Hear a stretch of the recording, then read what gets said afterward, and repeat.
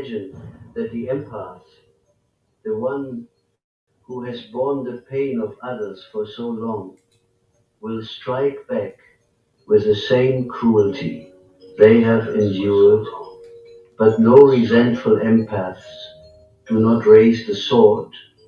Their revenge is stranger, deeper, far more unsettling, for when the empath finally awakens to resentment, they withdraw their gift, they stop carrying the burdens that were never theirs, they stop offering their light to those who consumed it without gratitude, and that withdrawal, that sudden absence of care, is felt like a death.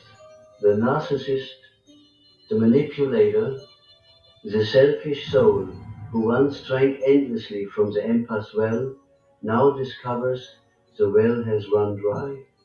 That is the revenge of the empath, not vengeance through violence, but vengeance through absence, where once they absorbed wounds, they now reflect them back, where once they gave, they now withhold, and in this withholding, the other is confronted with a terrifying truth. The pain they always avoided is their own, and no one will rescue them from it. This is why the resentment of the empath is so dangerous. It is not a storm of rage, it is silence.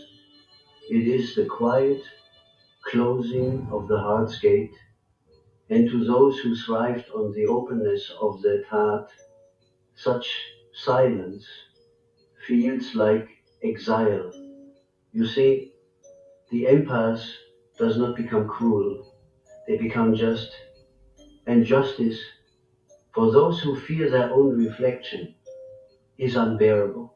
But beware, for the empath too must tread carefully. To live in resentment is to poison one's own waters.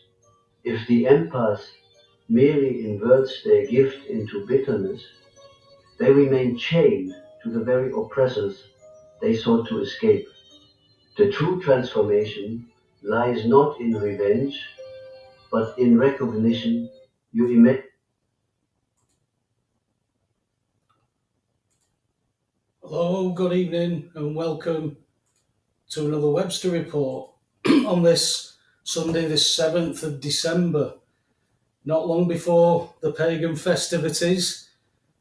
Everybody's already had them up for about 6 weeks anyway around here, so I think they've even still got rotten pumpkins in some places. Thought I'd start with that one, Alex, because I thought you might have some passing words on that. What do you think? Well, since we didn't talk about anything prior to the show and there are all these gremlins, I wasn't expecting to see. I thought, well, maybe Paul will do another Young, and you did. But yeah, it's very resonant for me, and I thought so. it's like it's what I'm going through, and it's interesting because I've been writing about this on and off, and in the third of the trilogy, I specifically have a chapter, without giving too many spoilers, where this character is basically representative. He embodies an incognito Jesus. He's a bit of a mysterious figure, and he encounters the Greek centaur Chiron. Centaur is half man, half horse, so the upper body is man, the lower body is horse. Horses are wild. Now, the centaurs in Greek myth represent this two-tier nature, which the Apostle Paul also talks about the lower nature, the fleshly carnal man. And in Greek myth, it was like the mind could somehow exercise mastery over the body. So this was represented in the myth of the centaurs. And the only one that wasn't completely wild was Chiron. And Chiron, basically, he was an immortal centaur. So he's like kind of half man, half god sort of hybrid. And he'd suffered a wound from a poisoned arrow from Hercules. And it caused him like endless suffering because obviously he was immortal. And now he had this wound. So Chiron symbolically carried this wound, and what he actually did he exchanged basically his immortality, which was also tied to his suffering, with Prometheus, this character who stole fire from the gods from Mount Olympus. And basically what Zeus had done, he was the sort of chief amongst the gods, equivalent of Jupiter in the Roman pantheon. Zeus punished him and he chained Prometheus to a rock, and an eagle kept coming, but it was perpetually eating his liver, which it kind of regenerated daily. So this was like a torture that Prometheus went through for taking this fire, stealing this fire from the gods. But Chiron was an interesting character because through all his suffering, he gained a great deal of wisdom, compassion, what we might call empathy. And Jung made a lot of references to Chiron. And in my last of the three in the trilogy, I have this encounter, and it's deliberately an encounter between Jesus Christ and Chiron because there are some similarities. But Chiron gives his life for one person, this is Prometheus, in exchange for Prometheus. So Prometheus is freed by Chiron's selfless act. Chiron carries this suffering out of empathy, and he uses it and he turns it into wisdom for a long time. And eventually what his gift is when he releases Prometheus is he becomes a constellation, Sagittarius in the Greek myth. And so called, this frees him from his immortal suffering, and he's commemorated in the heavens, and that's why we remember the story of Chiron. So that's how the Greeks encoded the myth. But the big difference, of course, is that Jesus Christ died for everyone. So he bore a wound, and in the Christian, we'll call it a story, we don't mean fiction, but in the Christian story, he was perfect and sinless, and he didn't have any sort of investments in his own pain, and he wasn't trying to compensate for his own pain. It's not like that pain refined him and changed him. He was the eternal Son of God who became incarnate and took on human form and bore all our sins. And of course, he bore everyone's sins. That's why the cry of dereliction on the cross wasn't just a cry of death in agony from crucifixion. It was carrying the whole weight of every human being from the beginning of time to the end who was alienated from God. So you can compare at scale how much more tumultuous and traumatic it would have been to be in a position of Jesus than Chiron bearing this wound from the poison arrow of Hercules. That doesn't trivialize Chiron's wound and what he did in self-sacrifice, but he sacrificed himself for one person. And I think for us who are not God, which we're not, obviously, and God in Christ, well, we're not that. At best, we're just believers trying to follow, be regenerated, but follow. We're not the God-man. So probably the closest any of us ever get to is Chiron. But Chiron has this shadow, this wound that Jung is basically talking about. It costs Chiron something to carry this wisdom as a pain that he has to carry, which is unbearable. And he can't carry it, and obviously Jesus did carry it. So for me, I identify with Chiron, and I identify with this, position that Jung is expressing, because I was like the, perpetual empath, taking everything on board, making allowances for people all the time, never asserting what I needed for me for a long time. And in the end, you get to a point where you crack, and it takes a long time, and you realise actually taking other people's wounds from them, from a human point of view, because we're not Christ, it's perilous, because often they just take energetically, but don't return.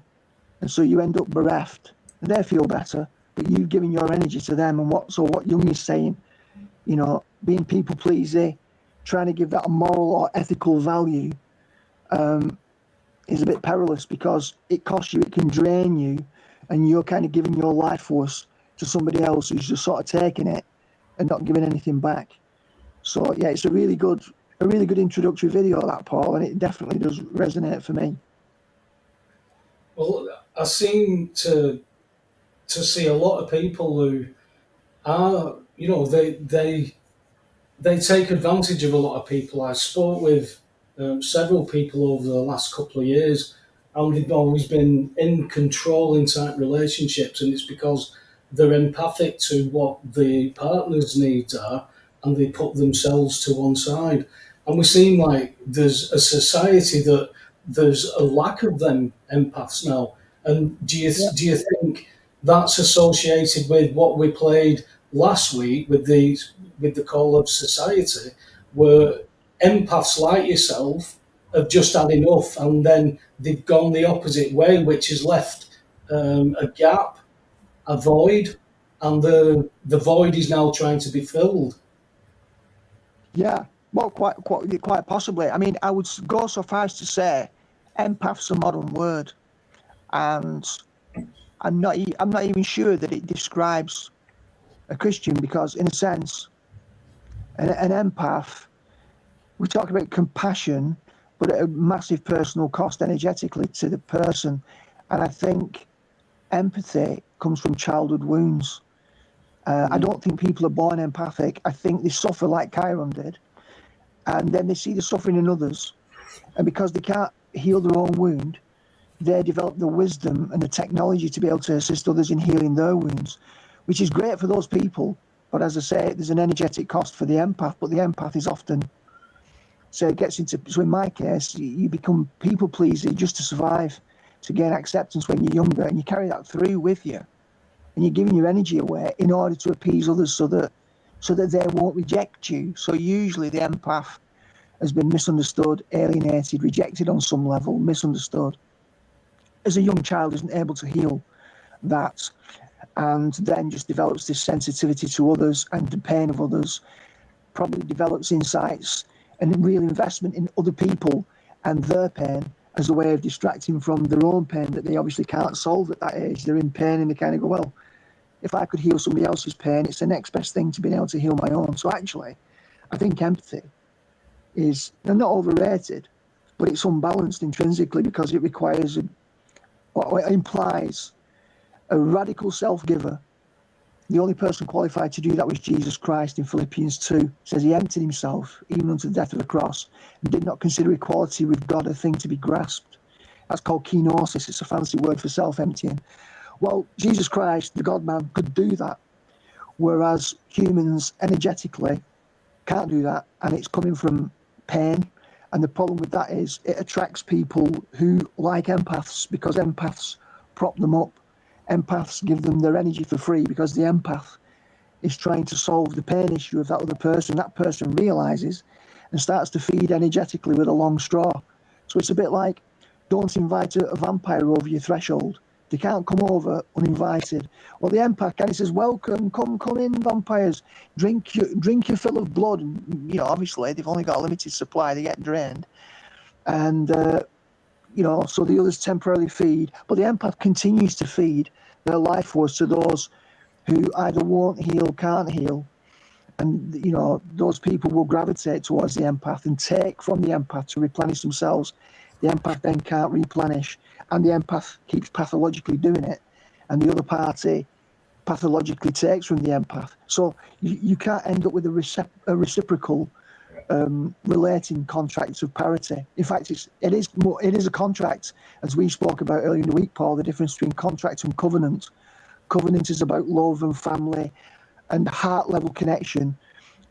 Contract is about terms and conditions, and usually, or a lot of the time, they're unilateral. You sign up for a credit card, you accept their terms and conditions, and based on that, you'll receive a service. It doesn't flow the other way. This is the problem with contractual relationships. And empaths, although they're much vaunted over against narcissists, they've got the same core wound. It's just that the narcissist takes and the empath gives, and it's a strange and tangled dance. Well, we said that the contract stuff is all of the enemy. We know that all this contract stuff, all this commerce stuff, all the Babylon system, it's all part of the same thing, what we've been born into. And there's been some victories in the courts recently where, liability and charging orders aren't, they can't be acted upon. That's being recognised. Now, if we can use that to expose jurisdiction, we're going to expose what they've been operating on all of this time. And then it's going to be, that could be, this could be something that cracks the dam open, because like I've always banged on about, Alex, that we've been funding this by acting the way that we've been taught. So once we start to piece all this stuff together and put these puzzles in, the empaths that have felt so sorry for people, and because they're the ones who are traumatized, they can't fix themselves, but they can see it in others and they can understand what others are going through. But Yeah. we're at the point where those empaths now have been stripped down, right down to the piece of the puzzle in them that is missing, and that's that little Alex, that little Paul, that Yeah. child that still hurts, because it doesn't seem it, when everybody's been taught work hard, pay your bills, and you can't understand why you can't afford to pay for things. You're talking to live normally. They're saying now in area, you're talking 90 grand a year to just break even. What is Yeah. going? How is this system that's been running all this time? How has it not got better? And why, no matter who we seem to put in charge of running our company, they just run it into the ground? It Yeah. doesn't matter who we employ. I mean, if I was in, if I had a shop and I had employees that were running my shop this badly, I wouldn't just keep re-employing people from the same. It doesn't make sense. But everybody just goes along with it. It's like that Stockholm syndrome of abuse, where they're just going to defend this system because they don't know what else there is. But this Mm. is massively being exposed, and to see Young, I mean, maybe Young had a bit of an insight with the people who he'd interacted with as well. But to see society engineered, from Tavistock through 2 world wars and an education system, and then all the entertainment stuff, Alex, it's been one bombardment for about 70 years, at least 100 years. And Yeah. we've did it. And it takes a lot to, I suppose, to break that. But the least you can do is be humble enough to think, hey, where have I got my information from? We need Yeah. to start looking into this, because we can see, they're talking about conscription, they're talking about conscripting people for World War III. What is this, a Mm. real World War III? Is it like what Taylor says? It's just part of this movie that we're watching all play out, because there's a definite movie in the script. I don't know who's writing the script. It's bloody awful though at the minute. Well, what I'd say, Paul, is on the theme that we're mentioning to link it together. I'm not going to get all Ike here, but he does make one very good point about energy harvesting. If you've got people in the system that you say doesn't make any logical sense if you're running it as a business, parasites benefit from energetic derangement. So if you see it on an energetic level, you've got a certain amount of life force, and ultimately you can't give from a position of empty. So you need to find a way. In Psalm 23 it says, "My cup runneth over." So really, people should benefit from your surplus. So if you've always got a surplus and you've got some inner sanctum through which you're generating and regenerating and protecting your energy, then any transacting, ideally, if it's covenantal, it's fair exchange with parity, equality, mutual satisfaction, a win-win scenario. But of course, if it's not that, and it's contractual and someone's setting the terms and conditions, then they're going to be deliberately creating energetic derangements so that through that derangement, parasites can feed. So it means that they can basically just put an IV drip straight into your metaphorical bloodstream and suck the energy out of you. Now, that can happen not just interpersonally with unbalanced energetic dynamics between, say, two purported friends or, husband and wife, partners, whatever. It can happen energetically in economic transactions. It can happen as we look at, like now with the EU set up, you derange something after we leave the EU and they try and block it for ages. Then they're not able to block it. Then they procure a weak Brexit. Then behind the scenes, they're working to hinder us in every way possible. And now they come out with statistics about there were no migrant crossings until 2017. So what they do, and then it's like David Lammy can't rule out reversing Brexit. So what all they're doing is the same thing that they've always done. They try and stop you getting out. Then when you do get out, they wait a bit of time, destroy everything deliberately. So they derange everything deliberately. then the media can get a hold of it and say, see what happened when you came out of Europe? Then there's a political mandate for bringing us back in, because they just blame it on Brexit. But they did that deliberately to create these effects so that they could blame it on Brexit. So this is the problem when you've got that level of control by energy derangers. They can arrange things how they want through the abuse of power, create these misconfigured energetic relations. The media misrepresents it, and then it feeds all the people that can't think for themselves and have short memories to believe that, well, that must be true, and then they're all clamouring and begging to return to Europe because they're that dumb and they don't think. They just believe it's true because they're in distress. So all they're driven by is their own appetites, the way in which they are suffering problems because of something out of their control. And then they say, problem, reaction, solution. They're open to that. Oh, yes, please give us a solution. So that's energy derangement by manipulators can operate on the interpersonal level, but on a high structural level as well. And that's the real issue that we're dealing with here. It's energetics. And the problem, the reason we're falling into that trap is, it's like trusting God, Paul, with faith. It's fairly typical for Christians to quote Proverbs 3, verse 5 and 6, to trust in the Lord with all your heart, lean not on your own understanding. In all your ways acknowledge him, and he'll direct your paths, or make them straight. And people just trip that off the tongue. But the reality of what that means is constantly surrendering your illusion of control and acknowledging that you cannot organise anything other than deck chairs on a Titanic that's going down. And once you realise that, you can surrender and then trust. And in the world we're living in now, we've got so many people, creating Titanic myths when it's not even the boat that it claims to be. They're creating all kinds of chaos. And then, the news feeds are all over it, distorting and misrepresenting the picture. It's just a complete energetic derangement. Now, if you're able to hold your ground, become energetically discerning, penetrate beneath the optics, and actually see deeper and be a little bit more grounded, that would be what would be required for people to elevate their conscious perception of what's going on and to breathe.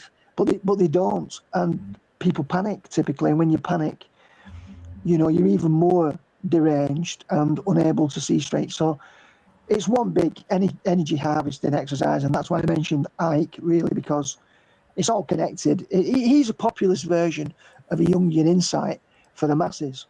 Ike is basically just he's low grade compared to the sophistication of Jung, but it's a similar principle. Yeah, I'm just trying to see how all this is now starting to fall in place. I've seen a lot coming in from the US. Glenn Beck in particular has done a couple of articles on it. I wanted to get Taylor's take on it, if he's seen anything or if he's looked into it. But Glenn Beck is going on about the Muslims are bragging in different places. I have got a video. It's about 7 minutes long. I'll put it on later, where there's Muslims from imams from different places giving talks. I think there was one here in Birmingham, in this country, where they're saying that they're taking over these places. They're not there to integrate into America. They're saying that they're there to take over. So is that? I'm not being facetious here, Tel. I'm saying, is this part of the plan, or is this what is going to be rooted out? I don't know if you can enlighten us on that at all, Paul. Hold on. Well, first of all, let me just say, I'm assuming, I don't know for certain, but I'm assuming that they're referring to that recent speech by Ilhan Omar. No, I've not seen the speech by Ilhan Omar, but she is obviously part of it, because I know there's the Somalian thing going on with Minnesota as well, isn't there? Yeah, there's that whole thing. Before I answer any questions, though, I do want to read a good post by by someone I follow named Patriot Underground on Rumble and on Twitter. This is a Telegram post that he made. I'm just going to read this. So, we're all human. We all want this to be over. We have all made sacrifices. We have all suffered. But the reality is we are at war, and how we navigate this journey is a choice. You can either wallow in frustration that arrests aren't happening, or you can remember that they already have. We are bearing witness to how the military has planned for all of it to become public. Ask yourself, if the deep state were in control, would the narrative space on SM and S and MSM look the same? So social media and mainstream media. Would all of this exposure ever see the light of day? Would we be seeing these historic policy shifts which directly undermine the cabal's agenda?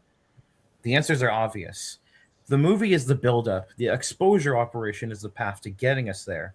Psychological warfare to confuse and enrage the public is the current objective. Don't submerge yourself in all of the drama or expand your energy trying to figure out who's who in this scripted central casting chaos. Rather, recognize it for what it is and remember what Q told us, which has been evidenced by years of quote-unquote coincidences. Patriots are in control. The white hats aren't trying to piss you off. They're relying on you to know that the spectacle is for the normies. So, yeah, you know what a normie is. Our job is to focus on the 40K view, and remember that the war has already been won. The stage is being set, and the matrix is breaking down as the public is agreeing in principle that the system is broken. It's only a matter of time until the hammer drops. If you're not grounded in the tactics of fifth-generation warfare, then you're only partially awake and will succumb to the optics. Anons are anons because we know we're not the target audience. And then ending with this quote, it was over before it began. So I think it's a pretty good summary of whenever there's something that goes on in the media, whether it be mainstream or not, you know, when people get caught up in the emotionalness of the events, when the best thing to do is just sit back, take a chill pill, and then just realize that all of this is being done, every single bit of it, no matter how outrageous it is being done for the sake of waking up the normies. That's all. That's what all this is for. So at the end of the day, the deep state's already been taken care of, and now we're in the exposure phase. And however long that goes on for, we don't know. But the military does know, and I don't think we have the right to sit here and criticize their tactics when the evidence at the end of the day clearly is shown that they have been very successful in their endeavors. So at the end of the day, my point of saying this is to anyone. This is not just any particular person, just anyone. Stop getting caught up in the day-to-day events and just live your life and just remember that this is all a movie. And I could do a whole show on that later, at a different time. But I just wanted to throw that out there. So are you going to bother answering the questions? Say again? Are you going to answer the questions? You said, before I answer the questions, and you've gone on and said that, but what about the questions about the Muslim thing? He's saying that that's nothing to worry about a Muslim communist mayor taking over, a part of New York, and they're worried about Sharia law now taking hold in certain states. That's all part of the plan, and it's a military plan. Is that what you're saying with that? Yes, everything is all a part of the plan, and I should also mention this: that the crazier things seem to get on the optics level, the closer we are to the end. Because at the end of the day, the only thing that will change is people deciding for themselves that they need to change, and that's what all this is for. So, yeah, everything, including this Muslim stuff. I'll just mention this real quick about the Muslim thing. People talk about people have been talking about this Sharia law Muslim thing as if it's something new, when in fact all of this stuff really came in under Obama. People talk about the border being open and talk about all these migrants coming in from third world countries and such, when in fact all of this was just optical flare, and it was all done under the Obama administration, but it was simply replayed for the optics under the Biden administration, because back then when the deep state was in control, it was like, oh, la-di-da-di-da-di-da. There's no mass immigration. So that's what all this is really all about. Zoran Mondami, man. You know, I mentioned this before when about a month ago when that whole election took place. But this guy is clearly an actor. I mean, he even has an IMBD profile. So this whole thing is all an act to, number one, help further wake up the far leftist normies in New York City. Let's be honest here. People in New York are kind of brain dead at times. And also just be able to show the optics of, yeah, we need Trump to come in with martial law in order to put down these absurd communists, because people don't want. I guess, let me tell you this: as Q said, elections don't matter at this stage. So let me tell you that majority of people in New York did not want to vote, did not want Zoran Mondami. This all these elections are rigged. At the end of the day, it's all everything happens for a reason, and it's all just a matter of finding out what that reason is.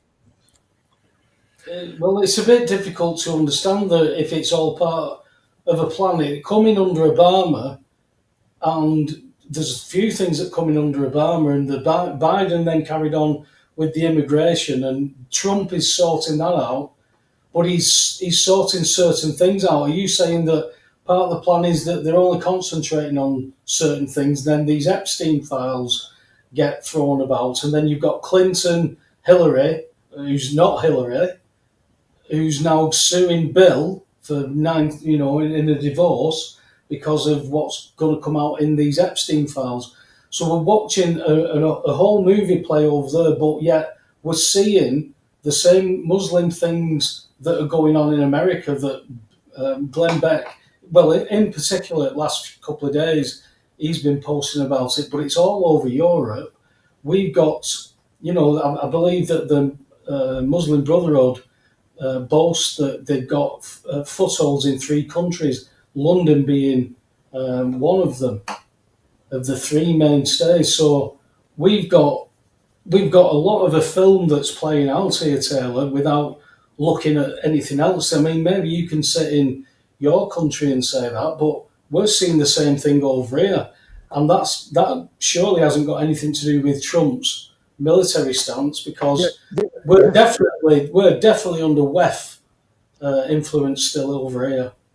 Yeah, there's no doubt. I wanted to chime in on that before you even said that, Paul. So you got round to that point. And one of the things I've found, I mean, obviously our American cousins left these shores, best part of 300 years ago now, 250 years or whatever. And, there was a frontier and expansion, and they've got a different setup than Europe. And we've been somewhere in between, kind of, as the Germans call us, island apes. We've got a connection with the European mainland, but a disconnection. And we've got a connection with the USA. But I think one of the things, I mean, there was the British Empire, and that was basically it's still got operational centre in the City of London. But we know that there are these power centres at the Vatican and DC and so on. So, it's an interesting scenario. But one of the things I've found, that because America became so powerful and had so much access to freedom and had the American dream, Americans had the World Series, and you think, but it just involved Americans. And I do think that there is that, you make that point, Paul, well, that China's rising. India is becoming a powerful force in the East, and what China's doing in Africa is quite significant. Their approach appears to be different than what the West has typically done, which is extract resource, put puppet regimes in to steal the resources of countries, whereas China seem to be engaging in a different model where they sponsor countries to develop, for which China gets some big advantages. So it's more of a... It's like commercially annexing the country, isn't it? Yeah, and it's clearly not as pernicious as the old globalist model. So I totally get this view, you see, that the American-centric perspective, it only works within, the locus of control of America, because obviously it was full spectrum dominance. Paul Wolfowitz, the project for the new American century in 1992, that was still after the fall of the Berlin Wall. They still had this, there was what's called that unipolar moments when the USSR broke down and Russia didn't seem to have that threat. China was still in a place where it was lagging behind. So for a time, America thought, under Bush Senior, Wolfowitz and co, Dick Cheney and all these, that they were going to have a chance to develop a hegemonic domination, but it didn't last very long, and China's rise has counterbalanced that. So we're much more into, in reality, in international relations, realpolitik. So, and Trump really has tried to get a more realistic position about American involvement as the moral policeman of the world, trying to pull out funding from NATO. So there is a big world outside of what Trump is doing. And yes, of course, it's still significant. Yes, of course, America is the most powerful, wealthiest country. But China's coming up in terms of GDP. So it's not militarily as strong, but it's surpassed in certain ways because of that mass industrialization, the States. So, Trump would have to have rejigged that, because the way it was going with globalism wasn't going to end very well. So he's basically undermined the globalist agenda and kind of redrawing the lines realistically about how the world is parceled up. So definitely, I don't think we can just take from our side of the pond this view that it's all optics and Trump's doing that. Oh, maybe he is over there. Maybe that's what it's about over there. But for the rest of us, I don't think it's quite the same. What Dinny was on about, saying that France have done a strike on an African country. Can't remember what the country's name is off the top of my head, but it's just been taken over by a military coup. Right. So I don't know if that has got anything to play into that. But again, if France are getting involved, that's again WEF that's related. So we've got a lot that's going on. We've still got Poland that won't take any immigration, illegal immigration, I should say. And they've refused that for 10 years and they don't have these incidents. So where do we say this all fits in? Because if the Americans are just watching a film and it's all done and dusted, we're looking at the actual real screenplay. The end was written at the beginning for us, but we don't know how this plays out. So where does it go, Alex? We have got a foothold of Islam here, and the imams that they're talking about are nothing like the Muslims. Some I consider close friends that I've ever met. They don't talk like the Muslims I know. They talk about the fundamentalist thing, which is not a religion; it's an ideology loosely based around a religion. So we have to differentiate what is true Islam for a Muslim, because if Muslims take all the good bits from Sharia law and from the Quran and then disregard the bits that could be bad or what would classed as tradition, it seems to go against what these people who are claiming footholds in the like of America. I mean, this seems to be, they talk about Islamification. Well, do we start talking about, can we have a conversation about this without it being termed as racist? And, it's like if somebody was a burglar and you knew they were a burglar and you couldn't say you're a burglar because it's offensive to people, well, what do we end up doing? We end up just not saying anything about anybody, and anything goes in the end, and society just falls apart at the seams. Well, I think on that theme of falling apart at the seams, one of the real problems here is that all traditional alliances are breaking down. So you can look at it on that macro level with Trump pulling out of NATO, saying, you're going to have to get things together yourselves and not rely on us. So they did these military exercises, and Sky News did this thing a few months ago where they did a simulation about what would happen if there was a Russian attack on the UK, because Russia figured that maybe the traditional relationship, allegiance between the US and the UK was weakening, and particularly with the stance that Starmer takes, he's moving closer to Europe. They talked about reversing Brexit. Lammy's got some basis for reversing Brexit. It's all a fit-up job. But the more that they do that and throw their hat into the ring with Europe, they're moving away from Trump. Of course, they understand Trump is still powerful, and they have to be very careful. So, and he did this simulation. So that's breaking down. Now, just on a basic level in families, the relationships between men and women have been breaking down ever since the 1960s, when the CIA did its work on, its operation, and it started after the Second World War, putting women into the workplace, and then when the war ended, not taking them out of the workplace, immediately increasing, your workforce by maybe 60%, and that put a massive strain on the family. So on all levels, for some time, a consistent war has been waged against traditional structures, so traditional alliances, a geopolitical level, America being the linchpin in the past. That's broken down, gradually since the Second World War has ended. On the social fabric, relationships between men and women, family breakdown. So then, if you put into that a degeneracy in the West, this country is more susceptible to Islamic influence than the States is. It's a different type of ethnicity profile. Obviously, there's lots of Hispanics, Latinos, and Mexicans, and so on. There aren't many, traditional Muslims that we would encounter in this country. There's some, but it's not the same in the States. It's sort of a different makeup. So multiculturalism is different in that country than this. It's a much bigger country.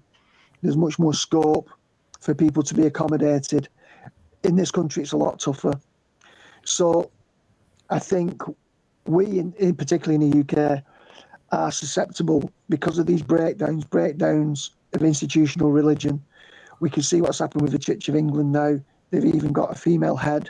So the order's being turned upside down. You can see that as kind of a divine judgment, but when the nation rejects God, God has often, historically in the Old Testament, brought others in to punish and to correct, see the consequences of doing this. So at the end of the day, it would appear that this country is ripe to Islamification and potentially caliphate, Sharia law, much more than the States. We've got far less protective factors. We've got a kind of a very liberal ideology that is openly welcoming everything and claiming that anything that resists that is pernicious and toxic, when in fact it's probably healthy. So because it's all breaking down, allegiances at all levels, it's a bit of a grim picture, but in a way, decay is the forerunner for reconstitution. If you've got a corrupt system that's been petrified in its corruption, and it's got a crystalline structure that is inherently corrupt, you need to melt it, smelt it, break it down, crack it open, and then potentially, when you've got all the pieces separated off, you could, in theory at least, begin to try and reconstitute them. So sometimes you've got to break things down before you build or rebuild them, or build them up again. So although it's grim, it might just be that we're riding the crest of a tidal wave. Lots of stuff will get demolished. Allegiances are breaking down, which means new allegiances will have to form. Even within Islam, the radicals, like for example, if you nobble an imam, if you radicalize him in a mosque, then the way he directs everybody in that mosque and in that community can be radicalized. But if Muslims who don't take that view, more peaceable, not radicalized, recognize what's happening, challenge the authority structures of the imam, and ensure that the imam that's in place is not radicalized, then the encroachment of radical Islam would actually be resisted within Islam, from within Islam itself, which would be much more effective than us trying to resist it from outside, because you couldn't call a Muslim an Islamophobe. So it's not a foregone conclusion, and it's conceivable that Christians could have stronger bonds with certain Muslims than they had with other Christians. And that's what's possible, actually, in this scenario, because what it's doing, it's testing the wheat from the chaff.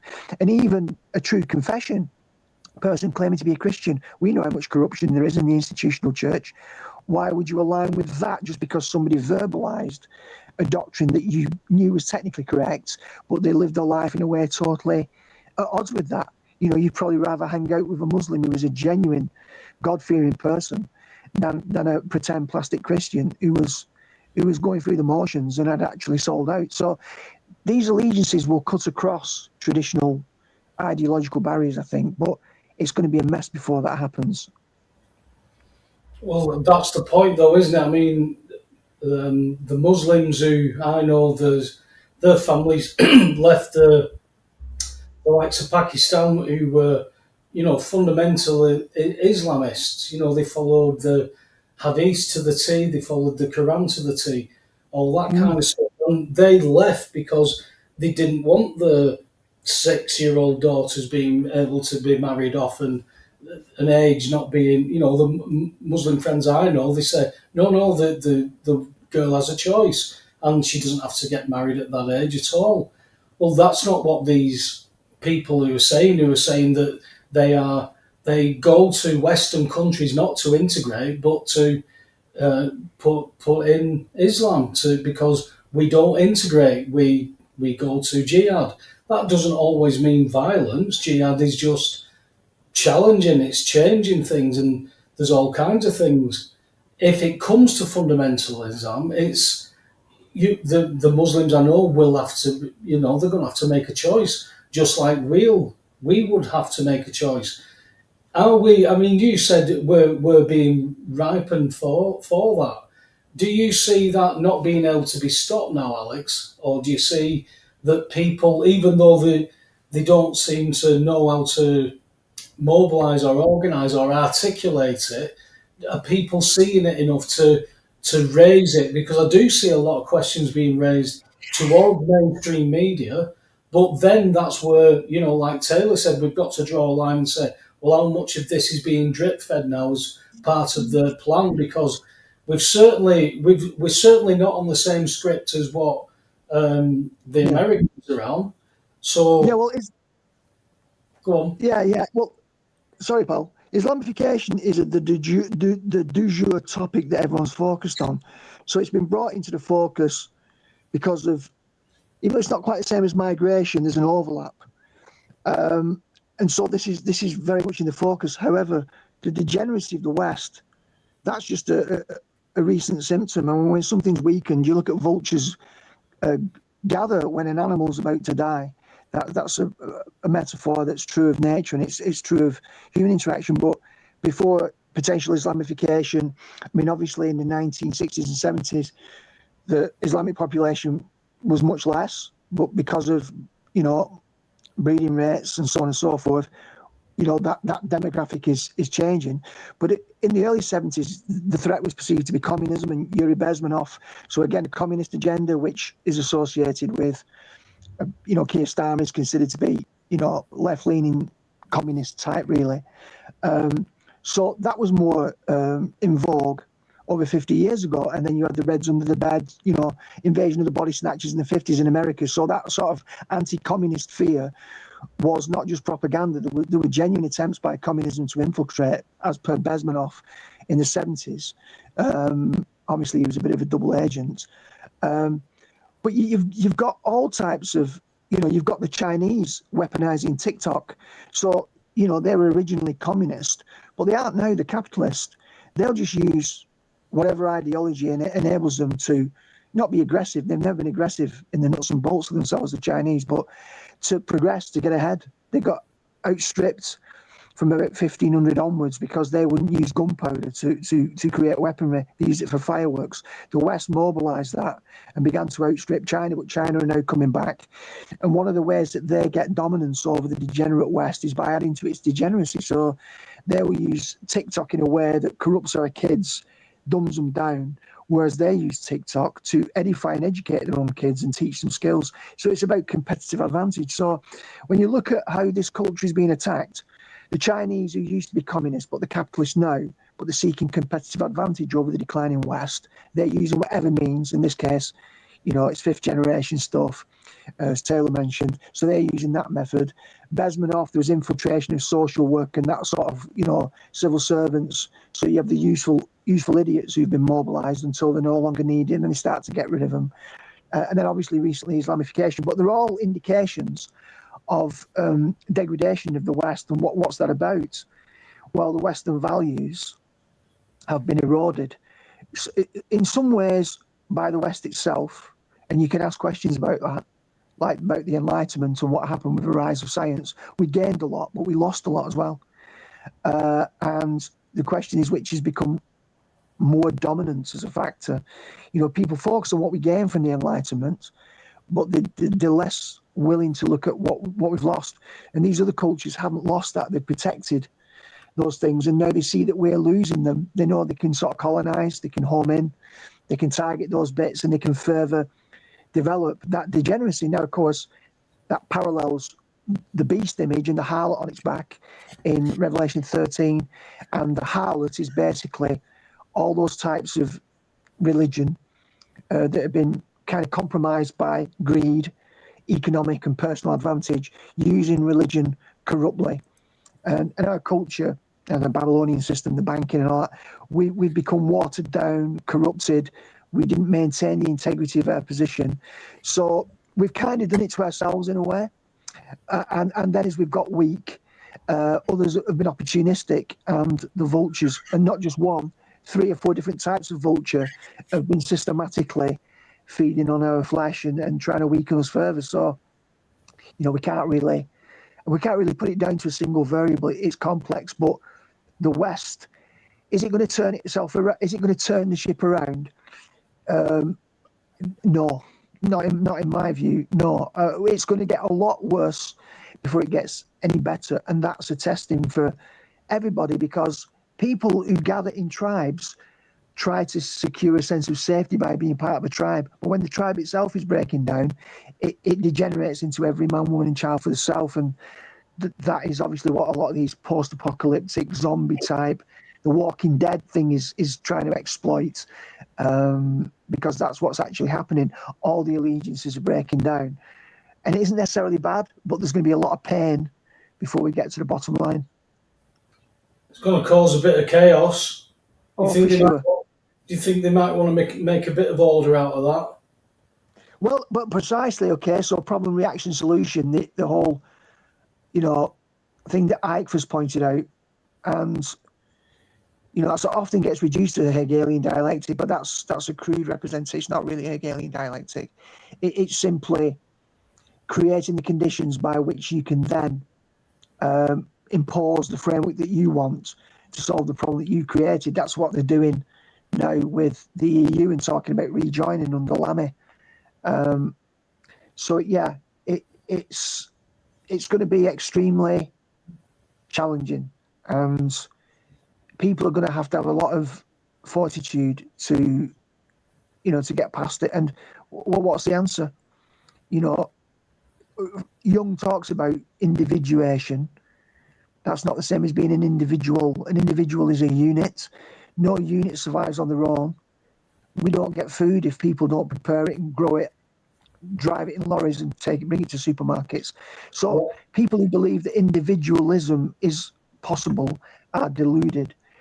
But we do need individuation. Each separate unit, who's not really separate and needs others, needs to become uniquely autonomous in functioning, but from a Christian point of view, not truly autonomous apart from God. So it's like under God, I think, is the best chance. And having communities that are looking at, well, what is it that binds us together? And Jesus' antidote was, well, love. And he said, because of the increase in lawlessness, the love of most people will grow cold. People are under the cosh. They don't have the spare bandwidth to fight. They get worn down.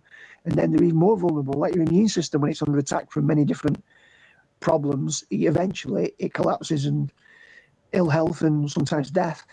So we've got to bolster ourselves and connect up with the people who are authentic and be who we are, be truly individuated, but also connected. Most people don't even understand that that's what we've got to do. So, and they're getting distracted with theory this, theory that, panic this, panic that.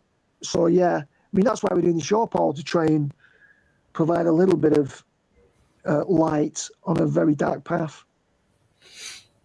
And again, these people are following prophecy. A lot of people might say, well, they wrote the Bible, so they're just playing it out like a script. That's what we're meant to be able to think is plausible. But why would that script then contradict it by saying, if this happens, don't believe it? You know, it's like people dying for a lie. All they've got to do is say, yeah, it was a lie. I'm not saying that. There's a lot of factors. It comes down to some theologies as well. Some beliefs mean that we've got to strip away from the scriptures, take stuff out, because certain beliefs would mean that these scriptures don't apply. So we've got to find what that foundation was. When you look out on this, Alex, all you can see is all the quicksand, all the landmines, all the manipulation, all the tension, all coming to a fruition of control, genocide, all that. So we've seen it all over the last 5 years. The plan, their plans have been really splayed out wide open, but yet people it still wasn't enough. It's like that. It's like musical statues. They still haven't seen that everything's moved right in front of them, but they know there's something wrong, and they can't. Yeah. They don't seem to quite be able to put the finger on it, and they're looking in all different directions.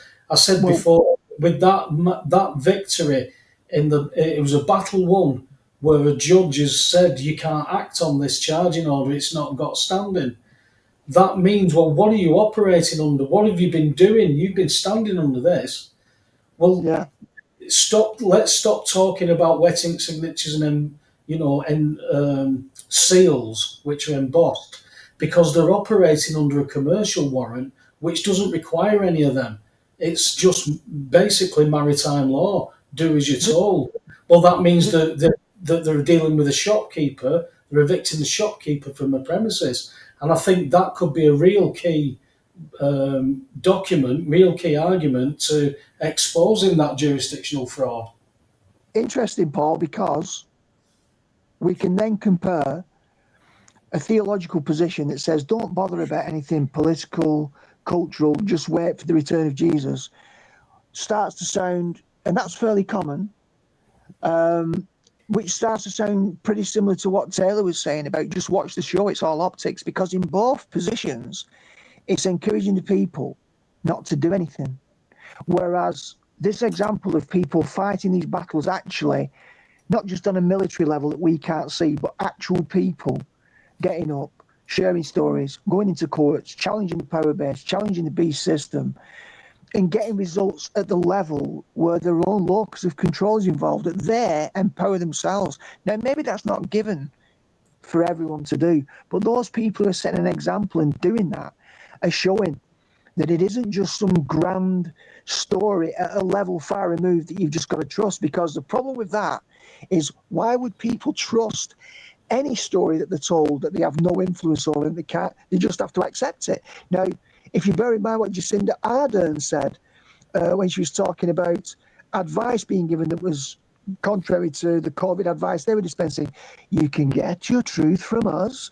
If it comes from any other direction, it's not the truth.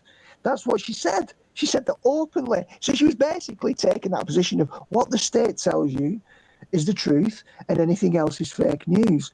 That type of setup is always saying there's one version of reality, this is what it is, trust the plan.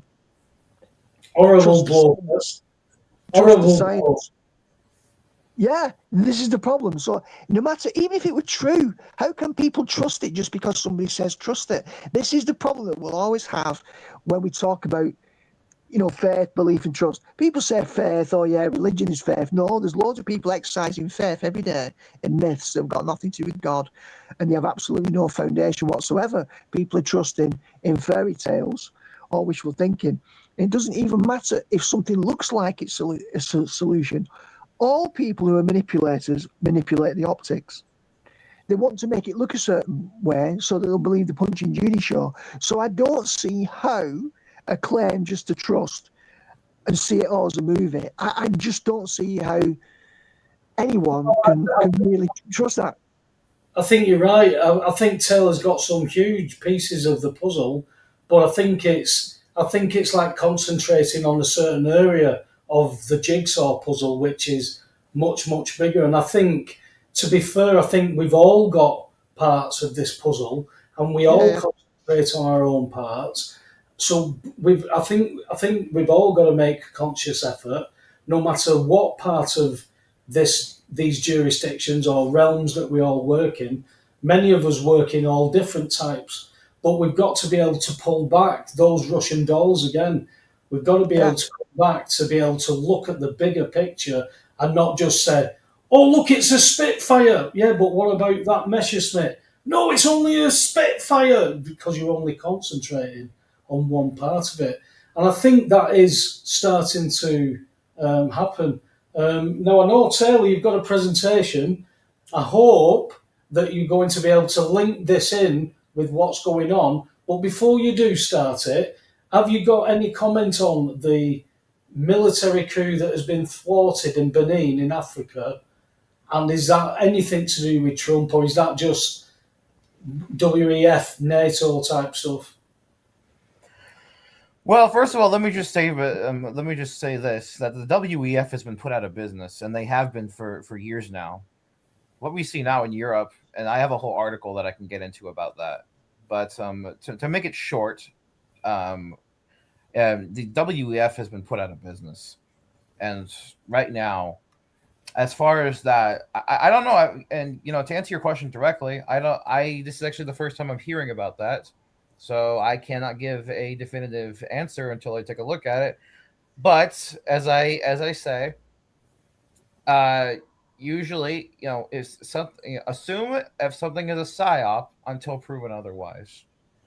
So well, we have Keir Starmer and King Charlie meeting with the WEF, Davos, and you're saying it's all gone, but they're still acting.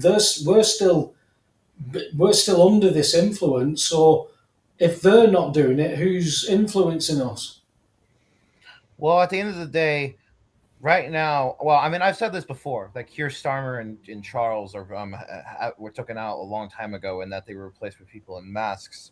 Anyway, to answer your question directly, what's going on in Europe?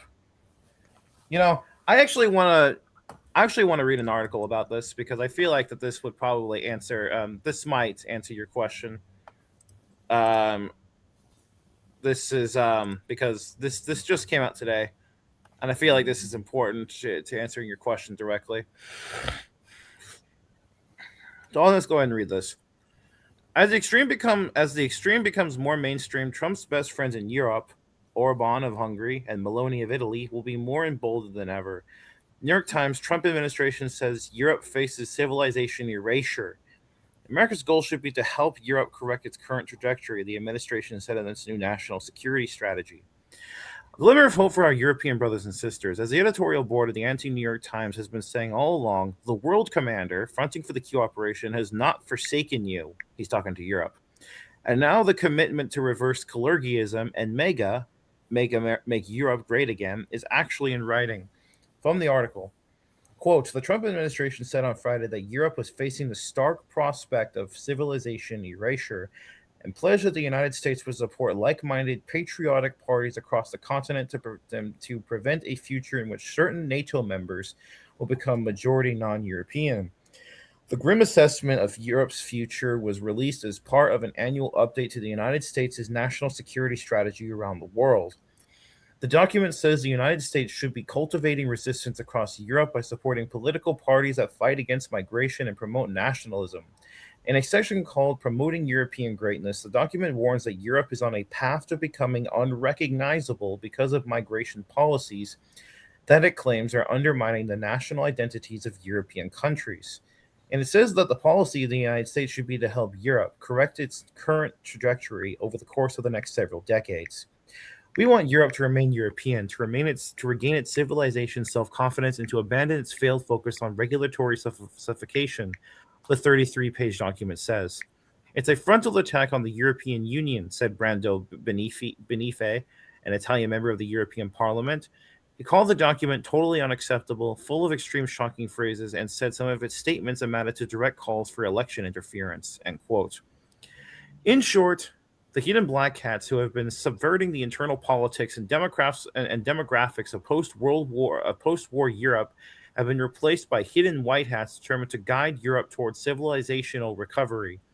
That will not be an easy nor an overnight feat, but this policy paper at least represents a commitment to start the journey toward normalcy. Right on cue, with the letter Q, conjunction with the release of this document, the imposter Elon Musk began tweeting/Xing anti-EU posts to his nearly 250 million worldwide followers, such as, the people of Europe should withdraw from the EU to regain their sovereignty. And the stuff that Musk has been retweeting is even more quote-unquote extreme. Here's the document, and then here's the post by Musk on Twitter. How long before the EU is gone? Abolish the EU. The Trump administration and the Elon Musk media machine combined to attack NATO in the EU and warn of Europe's civilizational erasure. And here's another post by Musk. Europe is sleepwalking into oblivion. This was a reply to John Lonsdale. Europe, wake up. Your civilization is dying. This is not a drill. Dismantling power plants as tribes ravage you like late Roman Empire judges punishing innocents.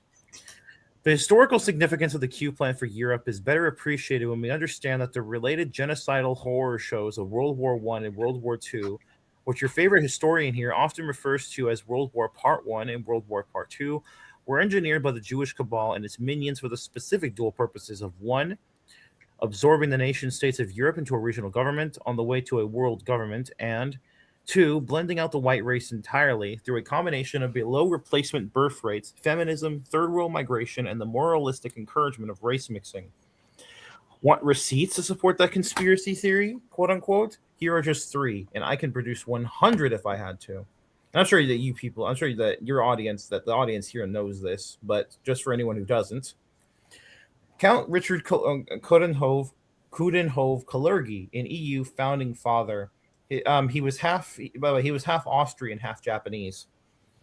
The man of the future will be of mixed race. The races and classes of today will gradually disappear due to the elimination of space, time, and prejudice. The Eurasian Negroid race of the future, similar in appearance to the ancient Egyptians, will replace the diversity of peoples with the diversity of individuals. End quote. Second quote, by Winston Churchill, a prime instigator of both World Wars I and II. Quote, we must recreate the European family in a regional structure called, it may be, the United States of Europe. This indispensable structure of regional groupings is coming into being. In this way alone can the skeletal structure of world government be clothed with the flesh and blood of a living organism, end quote. And then third quote here, by Barbara Lerner Specter, a founding member of the European Institute for Jewish Studies in Sweden. Quote, I think there is a resurgence of anti-Semitism because at this point in time, Europe has not yet learned how to be multicultural. And I think we are going to be part of the throes of that transformation, which must take place. Europe is not going to be the monolithic societies they once were in the last century. Jews are going to be at the center of that. It's a huge transformation for Europe to make. They are now going into a multicultural mode, and Jews will be resented because of our leading role. But without that leading role and without that transformation, Europe will not survive, end quote. And then last bit here. For the decades following World War II, there seemed to be no averting the satanic program which the usual suspects had in store for the white world, and non-whites too. Western Europe especially, owing to its submissive post-war takeover by the CIA, was always far more advanced, quote-unquote, along the road to progressive suicide than comparatively more conservative America. But the world is changing thanks to Q. It's almost as if Hitler's poignant 1941 prayer, posted below, is now being answered by the divine eternal, albeit on a much longer time scale than we would have preferred. And then it says, trust the plan. And here's the three people that were quoted here. Kalergi, Churchill, and Specter. Is this still a conspiracy theory? Specter was the one that said that Europe aren't ready for full multiculturalism, but they're going to have to go into it, otherwise Europe won't survive. And she said that the Jews will be not very well liked for the part that they play in this. Yeah, that's what I just said. Yeah. And now here's a quote by Hitler. Lord God, give us the strength that we may retain our liberty for our children and our children's children, not only for ourselves, but also for the other peoples of Europe. For this is a war which we all wage, this time not for our German people alone. It is a war for all of Europe, and with it, in the long run, for all of mankind. End quote. Q/Trump's war to save Europe and mankind is an obvious continuation of the Great One's struggle, aka Hitler. Above prayer quote from a January 1942 speech in Berlin. So I hope that answers your question about that. And as I've said before, the Q operation is a worldwide operation. It's not just in the United States. But unfortunately, because of how subverted Europe was after World War II, and how much farther along it became on the quote unquote progressive line compared to the United States and even Eastern Europe, unfortunately, it's going to take a lot more. It's going to take longer, and it's going to take a lot more. How should I put this? Big pills to awaken the European people to this nonsense.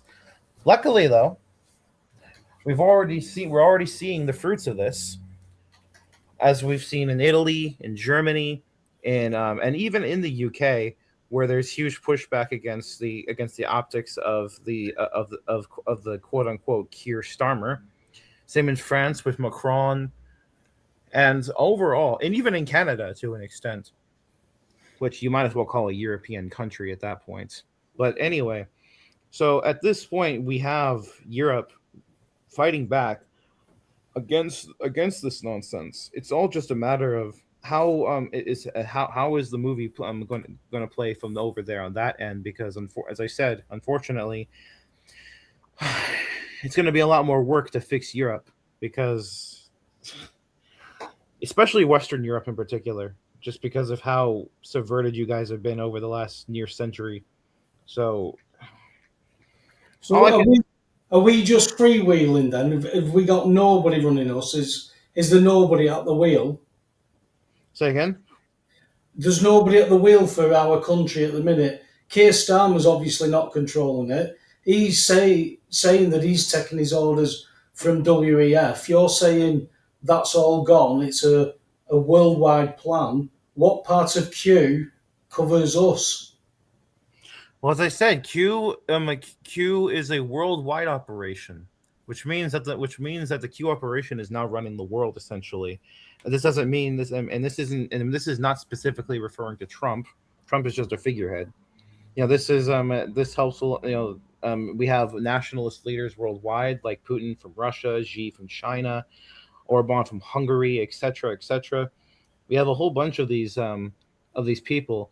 But to answer your question directly, the Q operation is now the one running the world, and is now slowly but surely, as can be easily proven, putting things on the right road. But each country has to go at their own pace, because, as you know, each culture and country has been affected in different ways and in different amounts of time. So does this bring us all together under this plan then? Whatever rate we're moving at, because I get what you're saying, that countries can't just all change at once.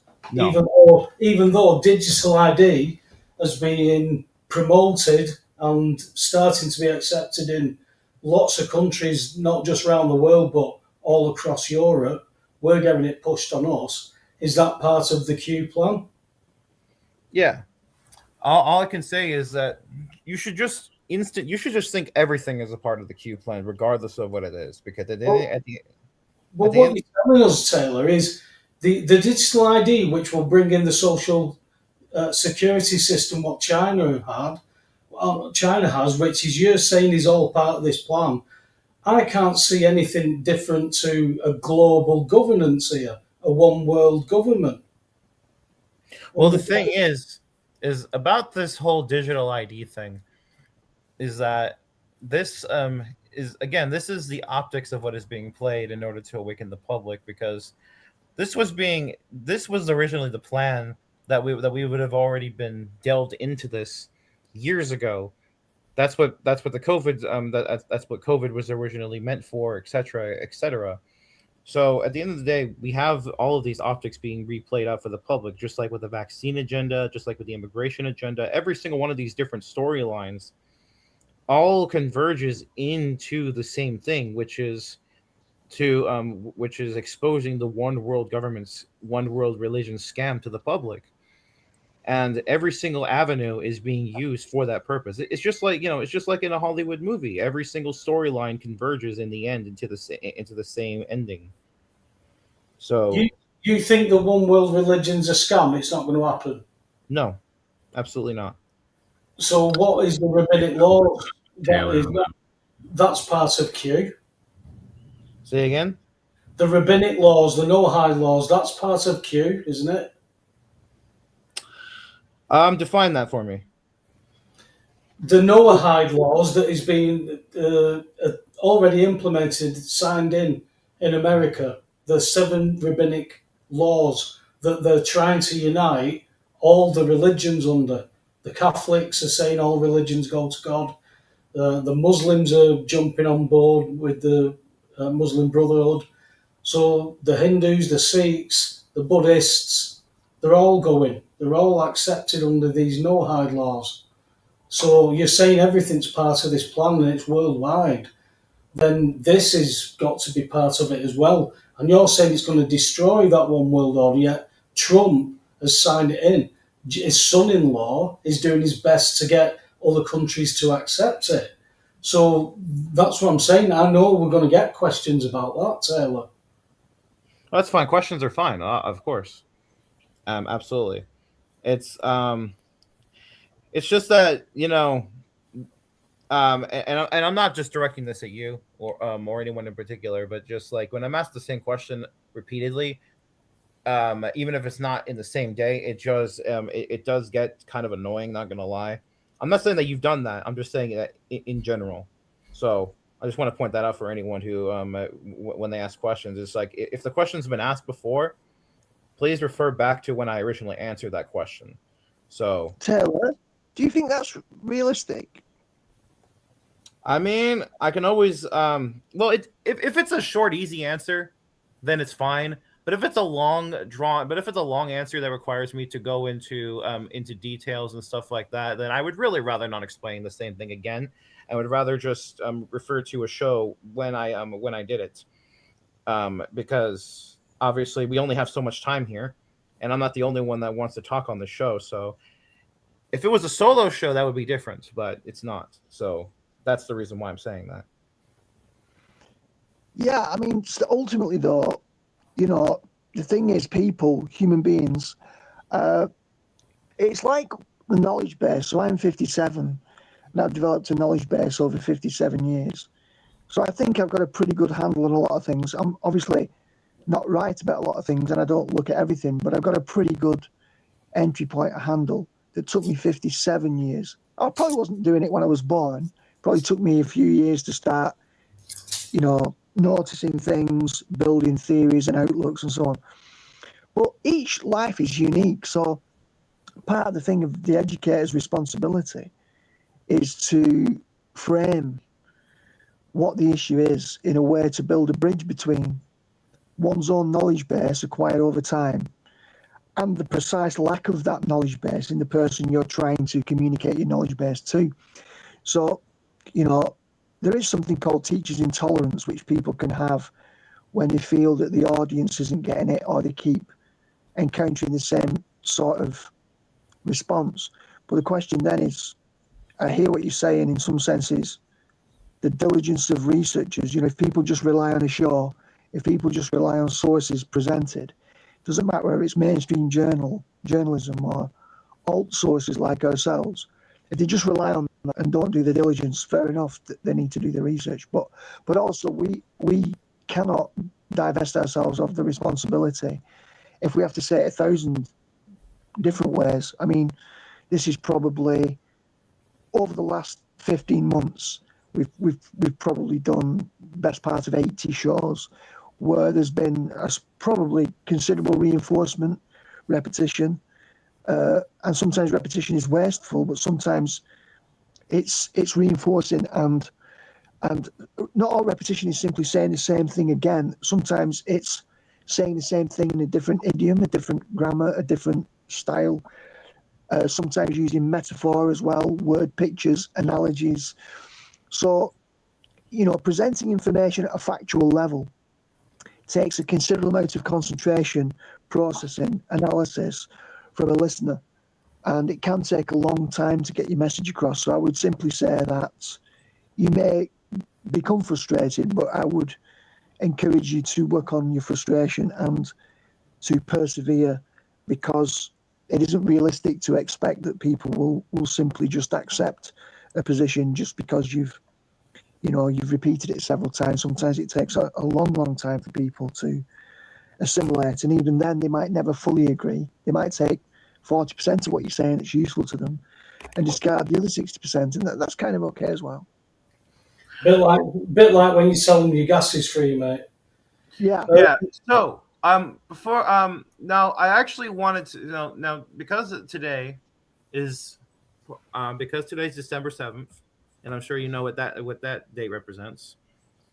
I wanted to at least do I wanted to talk about I want to do a bit of a historical analysis about Pearl Harbor.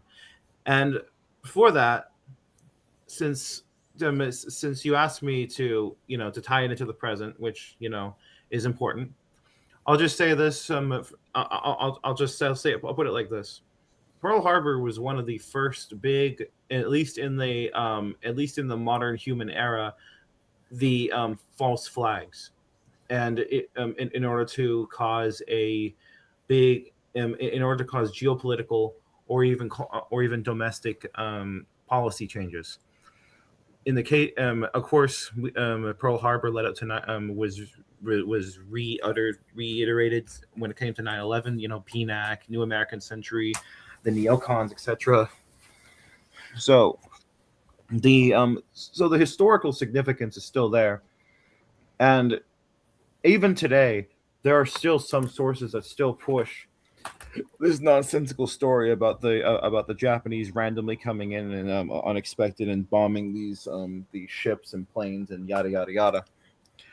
So it's important to be able to debunk these things and to make this stuff public, no matter how old it might be, because it does matter to the modern day, as I just emphasized. So let me go ahead and bring up something here.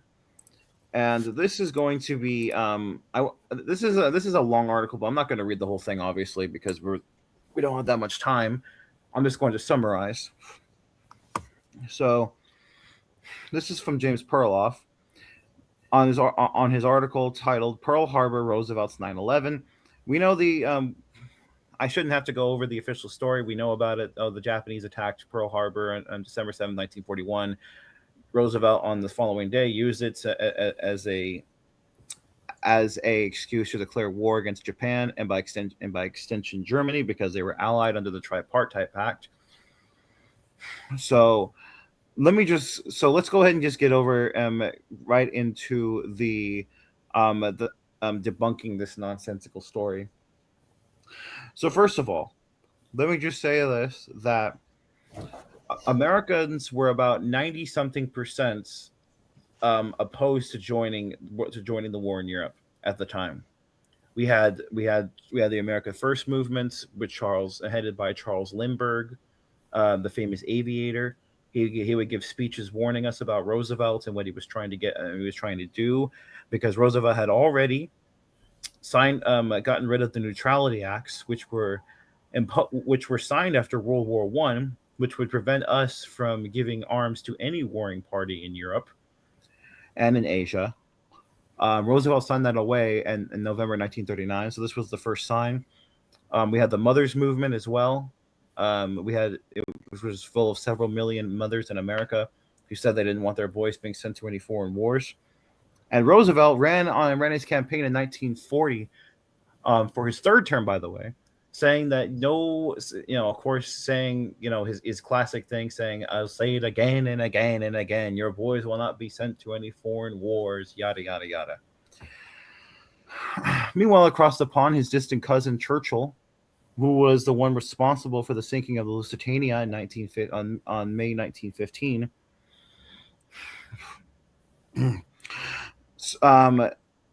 he was now prime minister since they had forced Neville Chamberlain out because he was not on board with their agenda. So let's go ahead and let's get to the reason for the event, which was that they instigated the event, which was that they wanted to Churchill was on his last legs. Even his own war cabinet wanted peace with Germany, because Hitler the whole time wanted peace, and he dropped peace leaflets over London in 1940. Churchill responded by saying, "Oh, Hitler says peace or die. Prepare your gas mask, yada yada yada." We won't get into that. We won't get into that whole thing because it's a bit too much long of a story.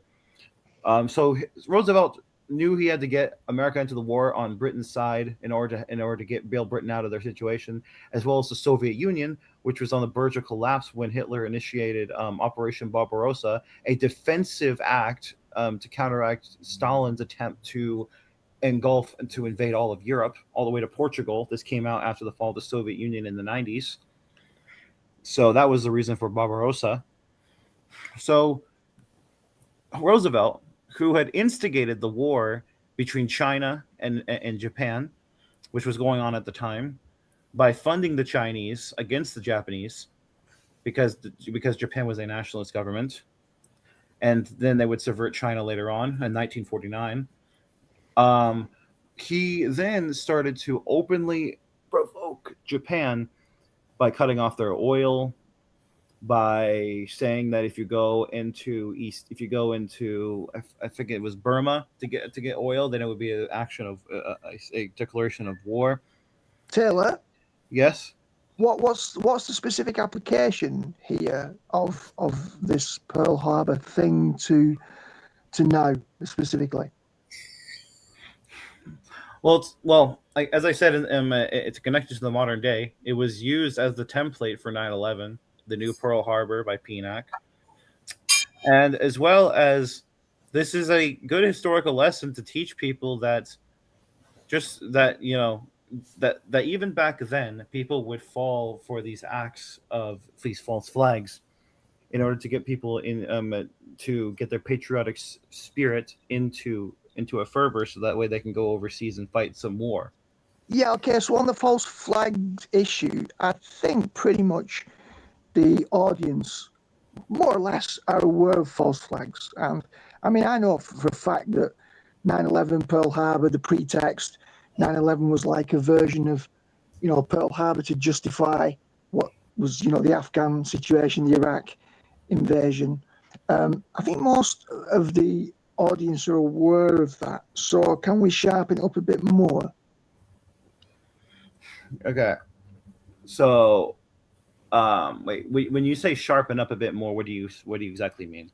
Move from the general understanding about false flags, which people grasp, to the specific application as to why a false flag story that might take, say, 10, 15 minutes, why that attention to detail is specifically relevant to what you're trying to communicate.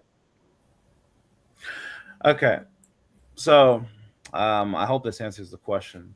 That this is that when you have a template for false flags, they usually are used over and over again in order to and if you see the pattern if you have pattern recognition ability, you can see these things brewing. For example, the Ukraine situation. We'll take that as an example.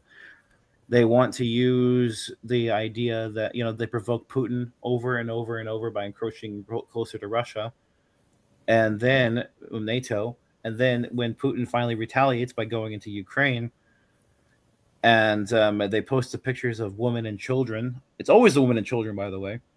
They post them on the MSM, and then get at your heartstrings, and they use that as a justification for encouraging the idea of, well, we need to go to war, or at the very least we need to subvert this country. So okay, so that there, you mentioned that they do that, right? Now, presumably at one time we would have said that's the deep state, but the deep state had been overcome.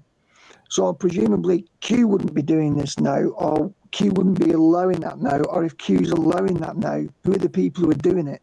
Because like with Saddam, there was the Iraq thing, the first Iraq war in 1990, where Chomsky pointed out that there was price fixing of Kuwait's oil so that Iraq couldn't sell their oil.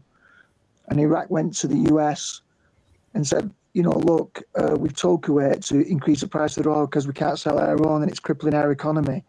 We're going to invade if they don't stop doing that. We've warned them. And America said, we've got no interest in regional disputes. So they took that as, okay then, right, America's not bothered. And then as soon as, they did invade Kuwait, America then manipulated the situation. Now, at the time, that was the globalists who'd hijacked America. So it's not America. But the question is always the there. Now, according to your normal analysis, the there's already been overcome by Q. So who would be the people doing this to Putin then? If it's not the deep state that's been defeated, who's the there? And if they're doing that to Putin, why is Q not stopping them doing that to Putin? Well, right now, this so-called war in Ukraine has been is all just wag the dog. There is no war right now in Ukraine. I mean, you can even look at the cameras on the ground. You can see people just casually walking by and eating. It's just like the Gaza situation. It's all a joke. It's all just wag the dog. The initial 2022 invasion, what was it, like May or April or whatever it was about cleaning out these remaining deep state remnants that were in Ukraine, and then what was it called? What's the word I'm looking for? Reintegrating the Donbass region into Russia, and that was all it was, a limited military action. That's all it was. It's just like what happened with Hitler in Poland in 1939. So at the end of the day, everything after this is all just been used as wag the dog in order to for optics. Taylor, what happened after Poland in 1939?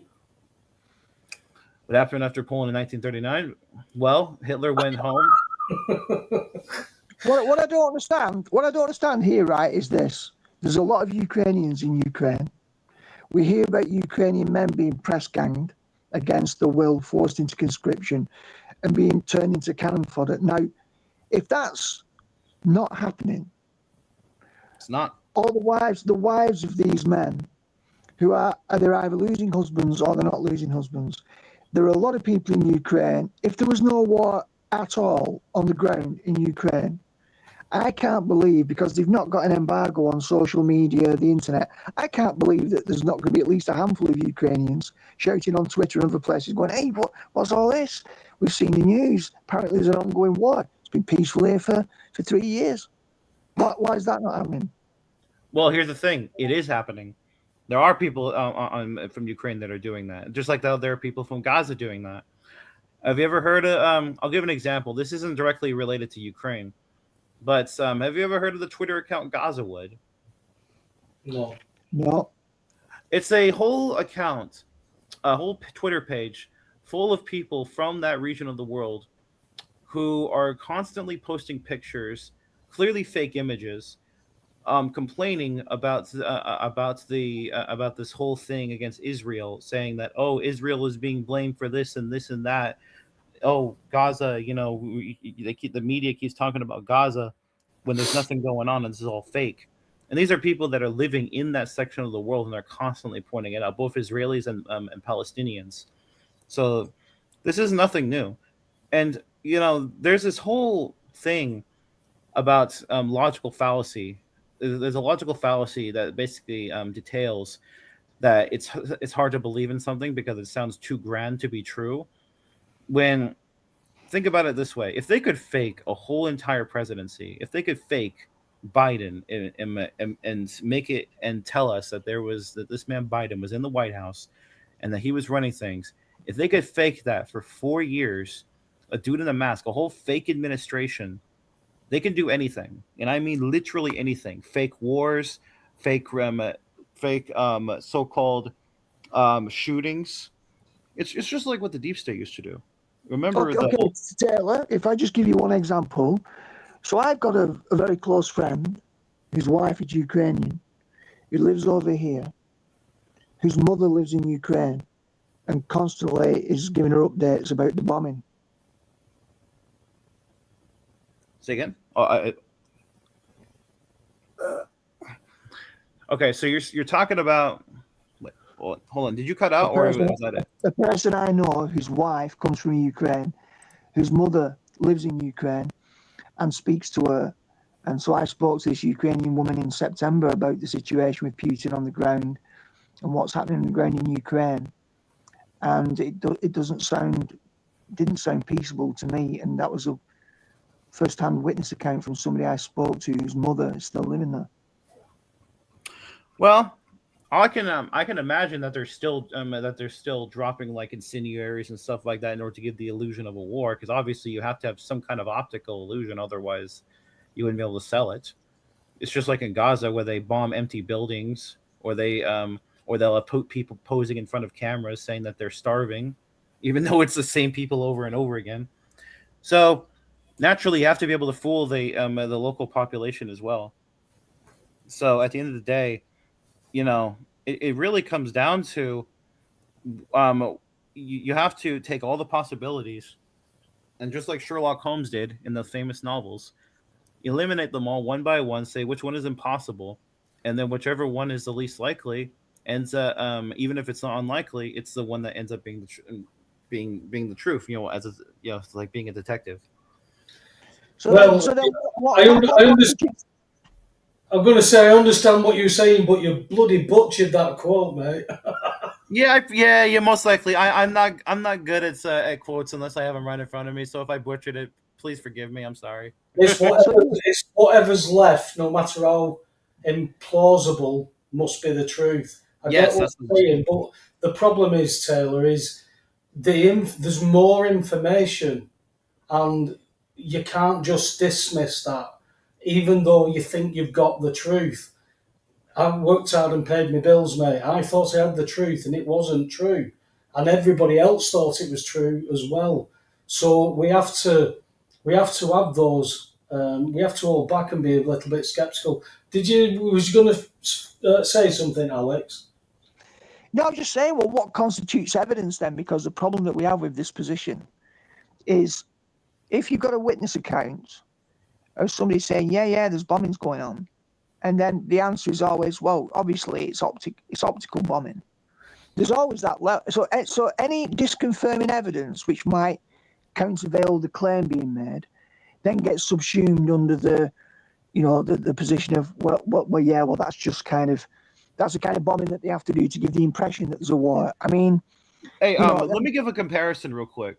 So let's take 9/11 for example. You had people on the ground who said that they saw planes hit the World Trade Center, when clearly we know that those planes did not hit the World Trade Center. They were all journalists. No, I'm talking about regular citizens, not just journalists. I'm talking about your average citizen that was living in Manhattan at the time.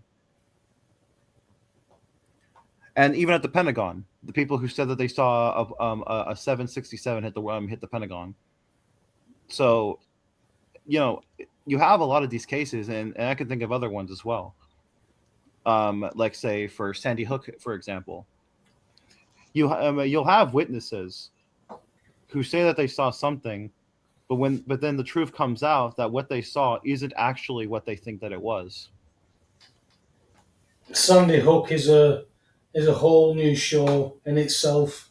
Anyway, I know we're a bit out of kilter on times, but we've got 20 minutes left, and Russ has managed to join us after his sabbatical being gone. He's been working hard and getting ready for things. If you want to just fill us in on a bit of what you've been up to, Russ, but give us some scripture in wrapping up. If you've heard what we've been talking about, or you can piece it together, see what scripture you can come up with for us. Yeah, for sure. Well, lately I've been working really hard with my 9 to 5er, and of course ministry has been taking over a little bit. But I'm also preparing for a official 1v1 sort of reason debate on Speakeasy's channel. I will be defending the Trinity against Marcionism, so that should be very fun. Yeah. Yeah, Have you got that's a gonna link, be. Russ? Have you got a link for that you can put in the chat? Yeah, give us that link, I'll post it. Yeah, let me pull that up for you guys real quick.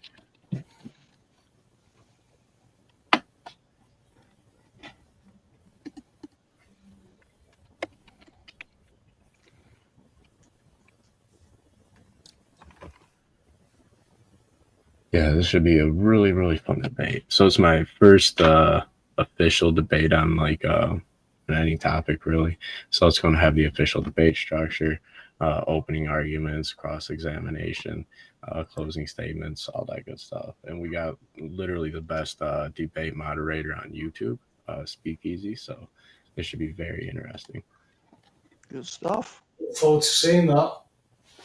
Here, I'll drop this back here. You have to give us a little taster as well because I've got some thoughts on the whole Trinitarian thing. I know we've got 20 minutes, but if it went over to 10:30, would it be the end of the world, Paul? No worries. Right on. Well, the thing about Marcionism is it originates with this man named Marcion, and what he did to create this doctrine, and the doctrine itself is quite odd. It's the idea that Jesus is a separate God from the God of the Old Testament, and Jesus actually destroyed the God of the Old Testament. In order for Marcion to make this doctrine stick, he had to take the Gospel of Luke, 10 Pauline letters, highly alter them. According to Irenaeus said that Marcion took a knife to the scriptures. So he had to establish his very own canon with his very own scriptures to be able to support his doctrine.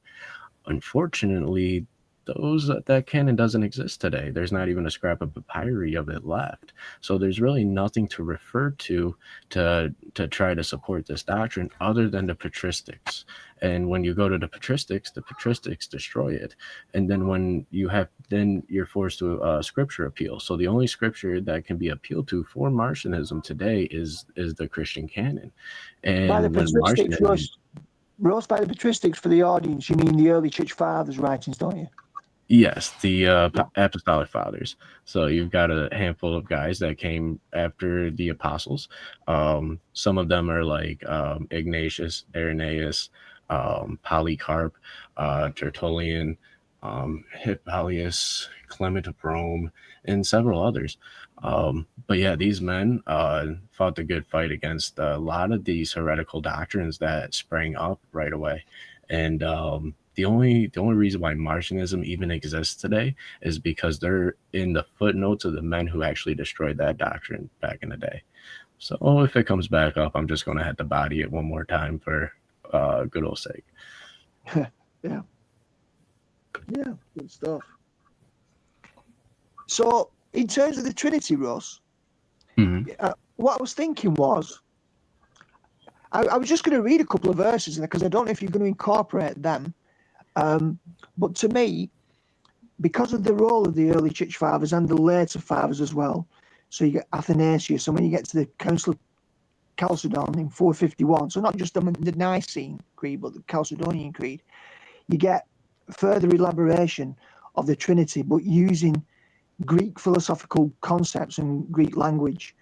And in a sense, that's moving away from the biblical position, even though it's understandable that they were using these concepts that were in circulation, that were rooted in Greek culture and Greek philosophy. But for those people who struggle with the Trinity, the two texts that I tend to use that I connect together are Colossians 2. I love Colossians, and it's quite relevant here. Just two verses 8 and 9.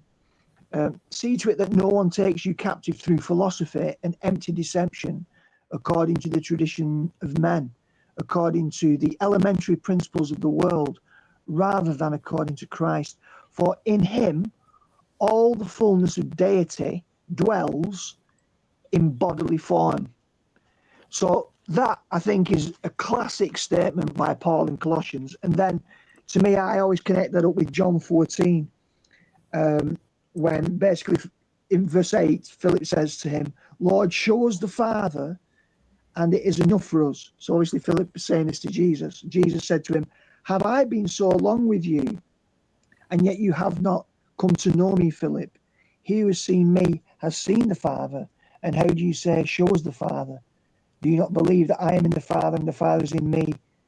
The words that I say to you, I do not speak on my own initiative, but the Father abiding in me does his works. So Jesus answers as the Father. Have I been with you so long? And yet you have not come to know me, Philip. And then Colossians, for in him all the fullness of deity dwells in bodily form. I think that that's Trinity 101, uncomplicated with Greek philosophical concepts that we saw in verse 8, that can be quite empty and misleading. What do you think of that? Mm-hmm.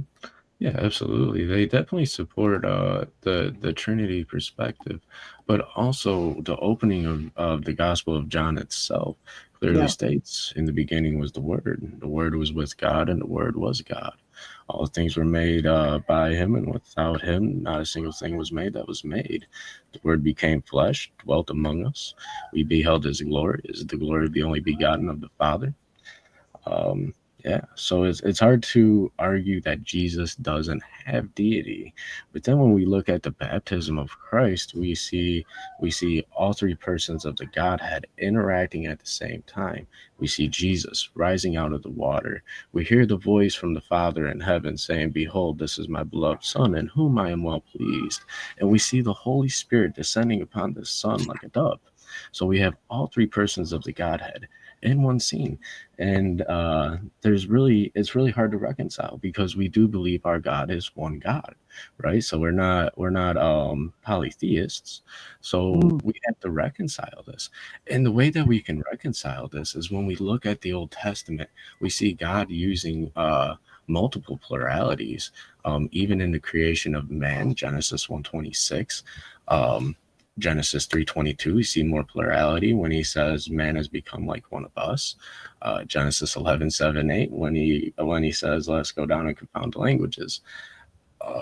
Yeah, and Isaiah 6:8 even has some nod to God using the plurality.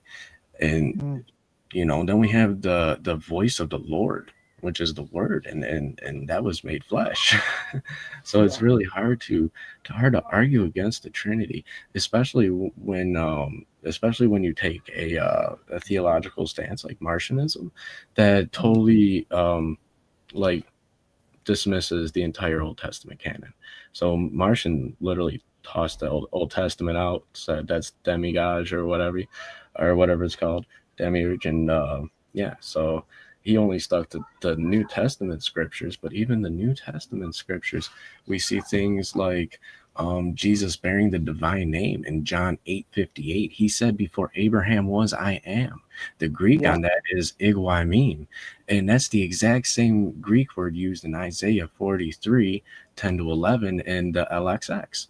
So Jesus bearing the divine name, but then we also see Jesus bearing titles of Yahweh.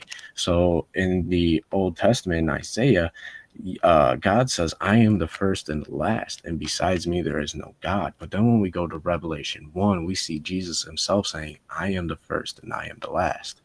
I mean, and when our early Christian ancestors encountered these concepts, they needed a way to conceptualize this and make sense of it. And that's where we got the Trinity.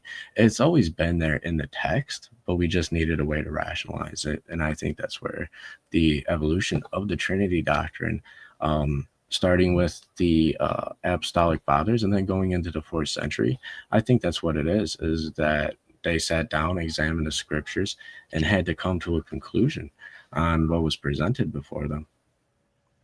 Yeah, and it's interesting because in the Chalcedonian symbol in 451, which is a bit later, he started talking about very clearly whether, obviously, there was a divine nature and a human nature. And the Greek word was hypostasis, which is a personal center. And the big debate was, Did Jesus have one personal center that was both human and divine? Or did he have a separate divine center and a human center? So he still has two natures within the one person. I'm pretty sure, if I remember rightly, I've not done the church history before, I think it was Nestorianism that might have said he just had the one nature, which was considered to be a heresy. But this is why when you get to these councils and the Greek philosophical concepts that are used in 451 there, that became the central formulation, that he's of one substance with the Father, the Greek word is homoousios, with the Father. You've got this thing about how do they become co-equal. And in the New Testament, there's still a subordinationist Christology. So, you know, Jesus is still in a place where the ideas haven't been developed post-canonically. And so that's what I like about Colossians 2 verse 9, because it says, for in him all the fullness of deity dwells in bodily form, almost as if there's a restriction when you incarnate. There is a restriction, but the fullness of God, insofar as it can, is indwelling the human form. And of course, then, because of the co-equal thing, co-eternal thing, which became a consequence of 4 centuries or more of reflection, they used clarifying language using Greek concepts to bring out the co-equality and co-eternal aspect. But the New Testament, you know, isn't quite in that place. But in some ways, I still find the biblical witness more satisfying than the later formulations that were trying to clarify it. And that one in Colossians 2, verse 9, I think it just sums it up brilliantly from the Apostle Paul, you know, that the fullness of deity dwells in bodily form in Jesus. Yeah, for sure. And I like taking the sola scriptura route as well. But, you know, the patristics do come in handy, especially when that's like the source of the doctrine that I'm refuting, because outside of the like witness of the apostolic fathers, like Martianism really doesn't exist. So it's kind of like a really hard position for somebody to defend, because even the source material for their doctrine refutes their doctrine. Interestingly, in terms of, just for the audience as well, often the work of heretics was destroyed for good reason. You would always try and vanquish false doctrines, but it was in fact in writing, like Arius, there were similar problems with Arius, and Athanasius wrote about Arius, and therefore it's representative fragments of the heretic in the position of the orthodox. Now, at the time, there was no distinction between orthodoxy and heterodoxy and heresy, because there was no orthodoxy established. But subsequently, these battles were happening in real time to sort of test and screen out things that were errors, in the sense that they weren't faithful to the New Testament witness, and also the reflection that had taken place in the last few centuries. So often the works of the heretics, as we know them now, have only been preserved in the writings of those who were not heretics.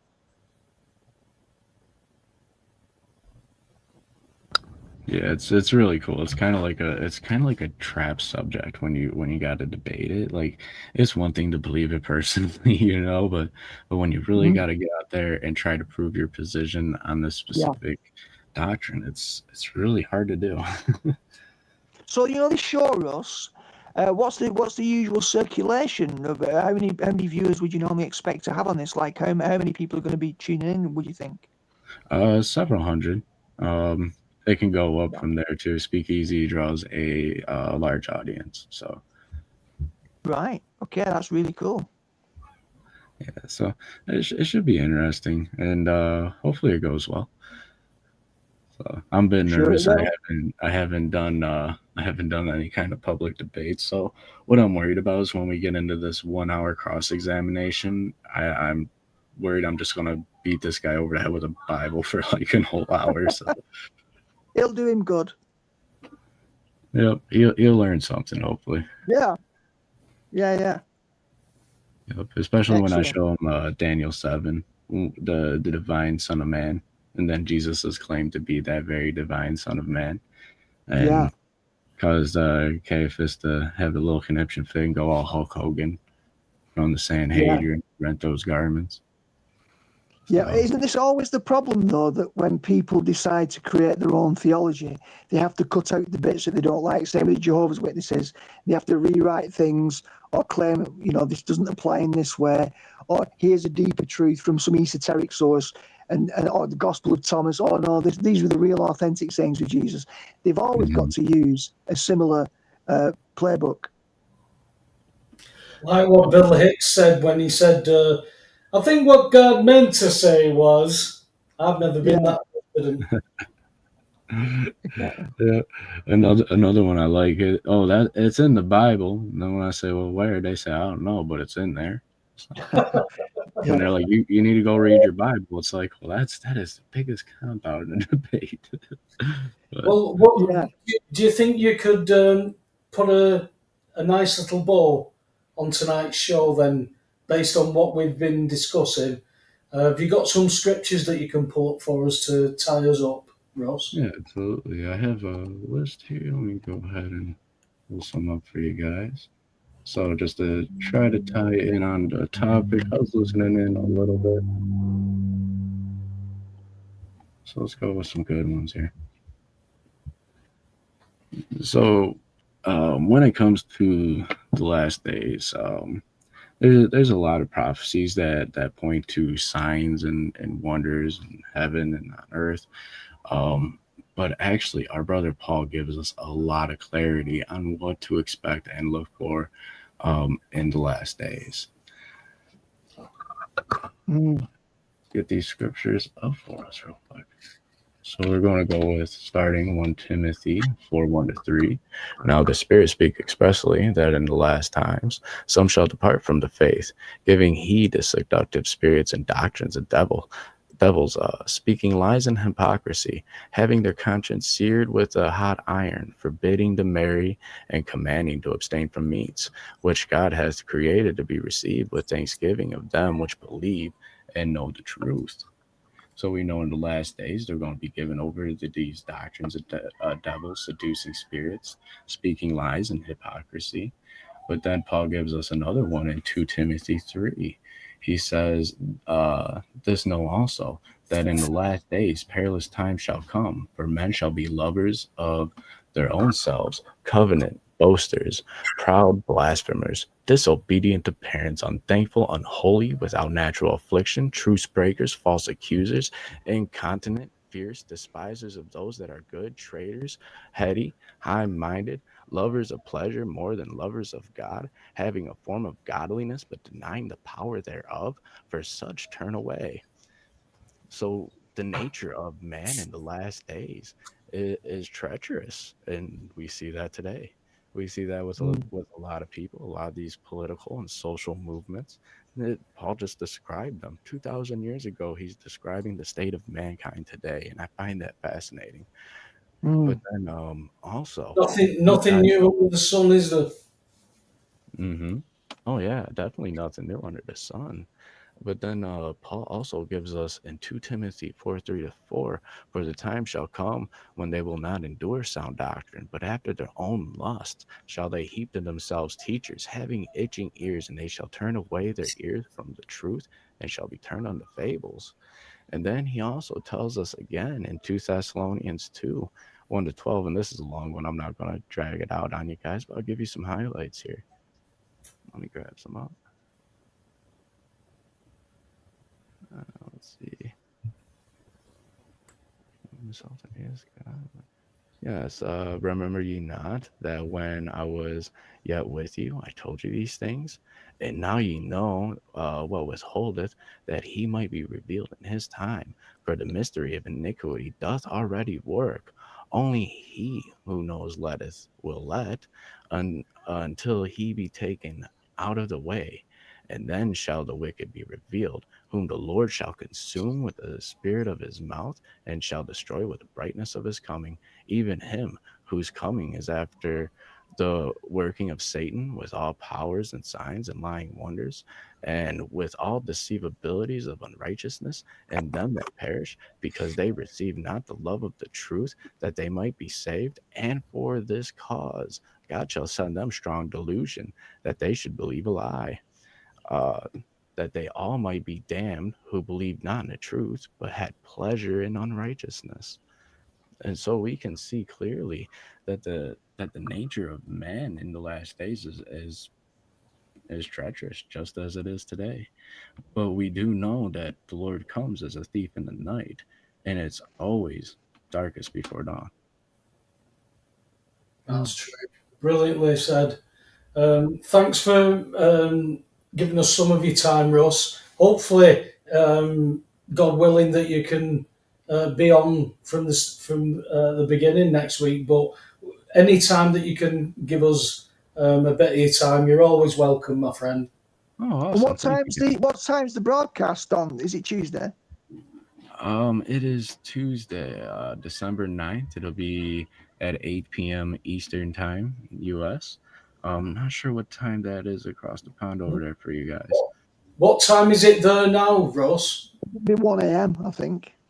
Right now, it's 5:21 p.m. Yeah, it's 20 past 10 here, Okay. so it's 5 hours difference. Yeah, If it's 8 o'clock your time, it will be 1 a.m. 1 a.m. here. Yeah, you're right, Alex.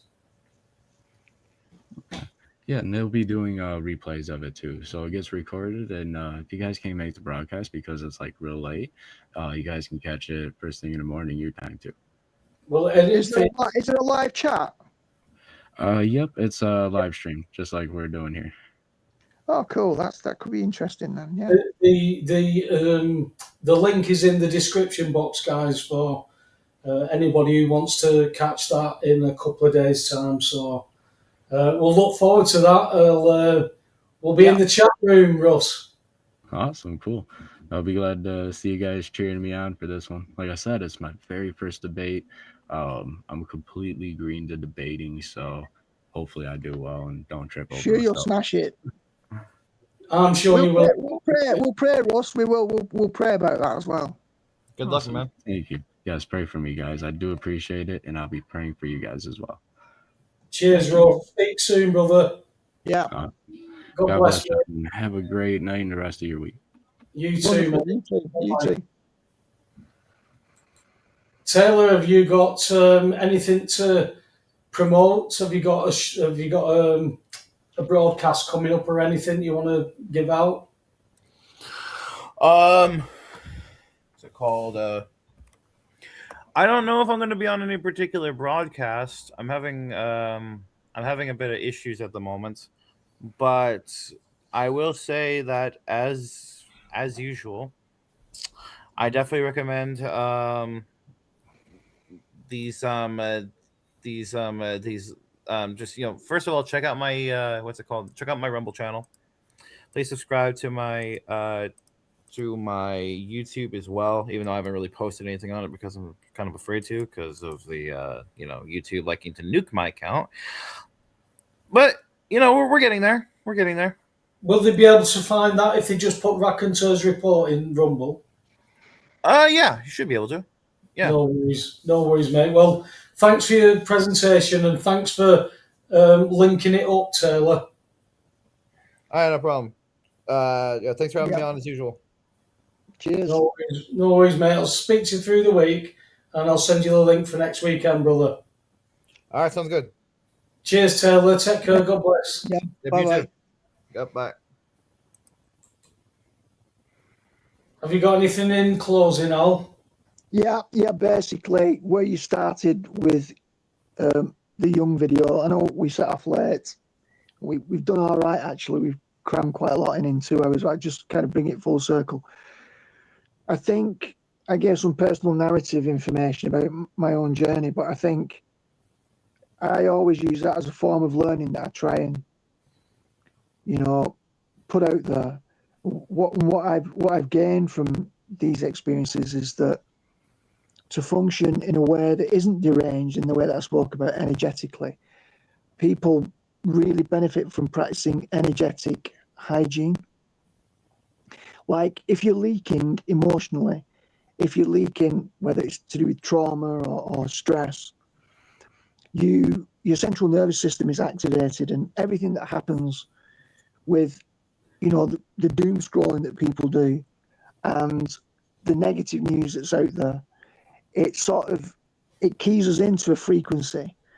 And this was the bit that Ike really majored on, that the parasites do that to create fear that they feed off energetically. And I think it's a metaphor. You can imagine these fear monsters eating. And that's a good visual. But the reality is the energetic derangements. And so if anyone's out of balance, or particularly because of optics, which we've talked a lot about in recent weeks, and it's come up again today, the optics of a fake war potentially that isn't actually happening. Is it or is it not? Is perhaps secondary, because we're living in a world where so much is dictated by optics, which means so much that we're pitching at in terms of the storied version of reality is misaligned with actual reality. Now that disconnect, if you're believing in a fantasy that's not connected with reality because you've had that presented to you optically, you're going to have a level of derangement, because you're going to lose contact with that which we should be grounded in. We should be grounded in our localities. We should be making sure, I'm not saying we should get up at dawn and go to bed at dusk, but we're out of whack, we're out of kilter. We've become disconnected in this hyper reality. And when you're in that, it's a bit like a Star Trek holodeck that I've mentioned in times past. When you're in a Star Trek holodeck simulation, you're not really in your body. You've been captured sometimes without realizing it, because the replica reality, as you saw in the Matrix as well, when the code started to break down, you got the glitch. You saw the rot that was behind the presentation. So the best that we can do is develop discernment in order to not have energetic leakage. If you trust the phenomena, if you just look at the optics and you make conclusions based on the optics, you'll be tossed around by the optics. So here's a call Jesus talks about. He who hears these words of mine and puts them into practice is like he who builds his house upon a rock. So when all the troublesome conditions come, the gales and the floods and the winds, hitting on that house, it won't fall because it's been built on a rock. You've got the tools, you've got the solidity, you're grounded. You can't be knocked off course very easily. And if you're built on sand, and the question is, what is sand? Well, sand is that all the optics going on around you all the time, all the dramas. And there's drama everywhere, and news headlines exaggerating, and lies and more lies. If we function only at that level and we're not anchored, like for example, not just the word of God, but prayer. And some people meditate instead of praying, or however they want to do it. We have a Christian take on that, but the reality is, if you're not grounded in yourself, if you're not seeking a wisdom or a perspective outside of immediacy, you are going to become indistinguishable from that construct in which you're embedded. And in order to remain sane, you need to be able to be grounded outside of everything that's going on around you. And that's energetic hygiene. And I think that's the thing I would say to people. People who've been wounded, who've become empaths, it isn't just good, because you can be leaking energy and getting drained, and that's no good for you or anybody else. So it's about maintaining your boundaries, maintaining energetic hygiene, being assertive, and understanding who you are. And of course, from a Christian point of view, we believe that we know who we are in Christ. And if you've not got that, well, you're going to have to draw on some other resource to ground you. But that grounding is vital. That grounding will stop you going too far the other way, because as we started the show off with, when an empath withdraws, when that energy is withdrawn from the person that is leeching off that energy, when that energy is cut off, that is the exile. That's almost the punishment. But it's not punishment that's being dished out. It's just saying, you can't have any more of that energy. I need it. I'm bleeding. And it's actually a gift, Paul. It's a gift as well, because it means that person can no longer extract, but has to actually face what they weren't willing to face. Up to themselves. That's exactly how we started the show. You've got to face up to what it is, your own personal trauma. You can't put it into the hands of anybody else. It's always got to come back to you.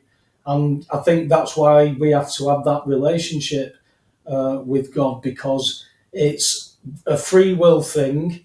And we won't get into the predestination now, because we're ending the show, but it's an interesting subject to bring in, because there's so many factors to be applied to it. So I think I just add as well on top of that, mate, that even apart from like the issues of scale in a relationship with God, but just in mundane relationships, let's say a person's relatively healthy and they're dealing with an avoidant person who doesn't want to confront certain things, and that leaks into the relationship dynamic.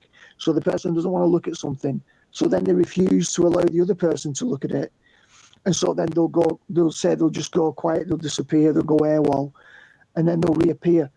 Things like that, avoidant behaviours, to practice energetic hygiene, you've got to call that to account rather than appease it. So if you play the game and chase, if someone's avoidant and you chase them, it's feeding them. So you've got to hold the line, and the person who's avoiding must be prepared to confront the fears and the other things which make them avoid. And if you just rush to meet them where they are and chase them, they'll just run further away, and it's mutual frustration. So, just a very simple example of interpersonal styles, attachment styles, and wounding.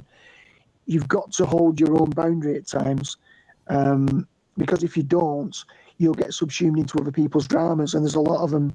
There's a lot of them going on everywhere, all around us. Very much so indeed, mate. Very much so indeed. Not because it was a late show. I think a lot of people thought the show might not happen tonight, but the numbers crept back up. But Yeah. it's hopefully the right people are hearing the right things, and maybe the odd puzzle pieces adding to theirs. It's still been quite a lively group chat that's been going Yeah. on. Some good additions there. It was nice for Russ to get back in, and certainly look forward to seeing what his debate goes like. That'll be interesting. It will. Thanks for everybody who's got this far with us tonight live. All those who are watching it later, if you've got this far, thanks for your support. Thanks for all the feedback that we've had. And if you think that we're making a difference with anything or anyone, just give us a like, give us a subscribe, and just pass us on. Let other people decide, because at the end of the day, we're just trying to start a conversation. And that's basically it. So hopefully, God willing, see you all next week. Yeah. See you guys. Good night. God bless. Good night. In God? Oh, yes. Do you now believe in God? Now? Difficult to answer. I know. I don't need to believe. I know. And did you believe in God? Oh, yes. Do you now believe in God? Now? Difficult to answer. I know. I need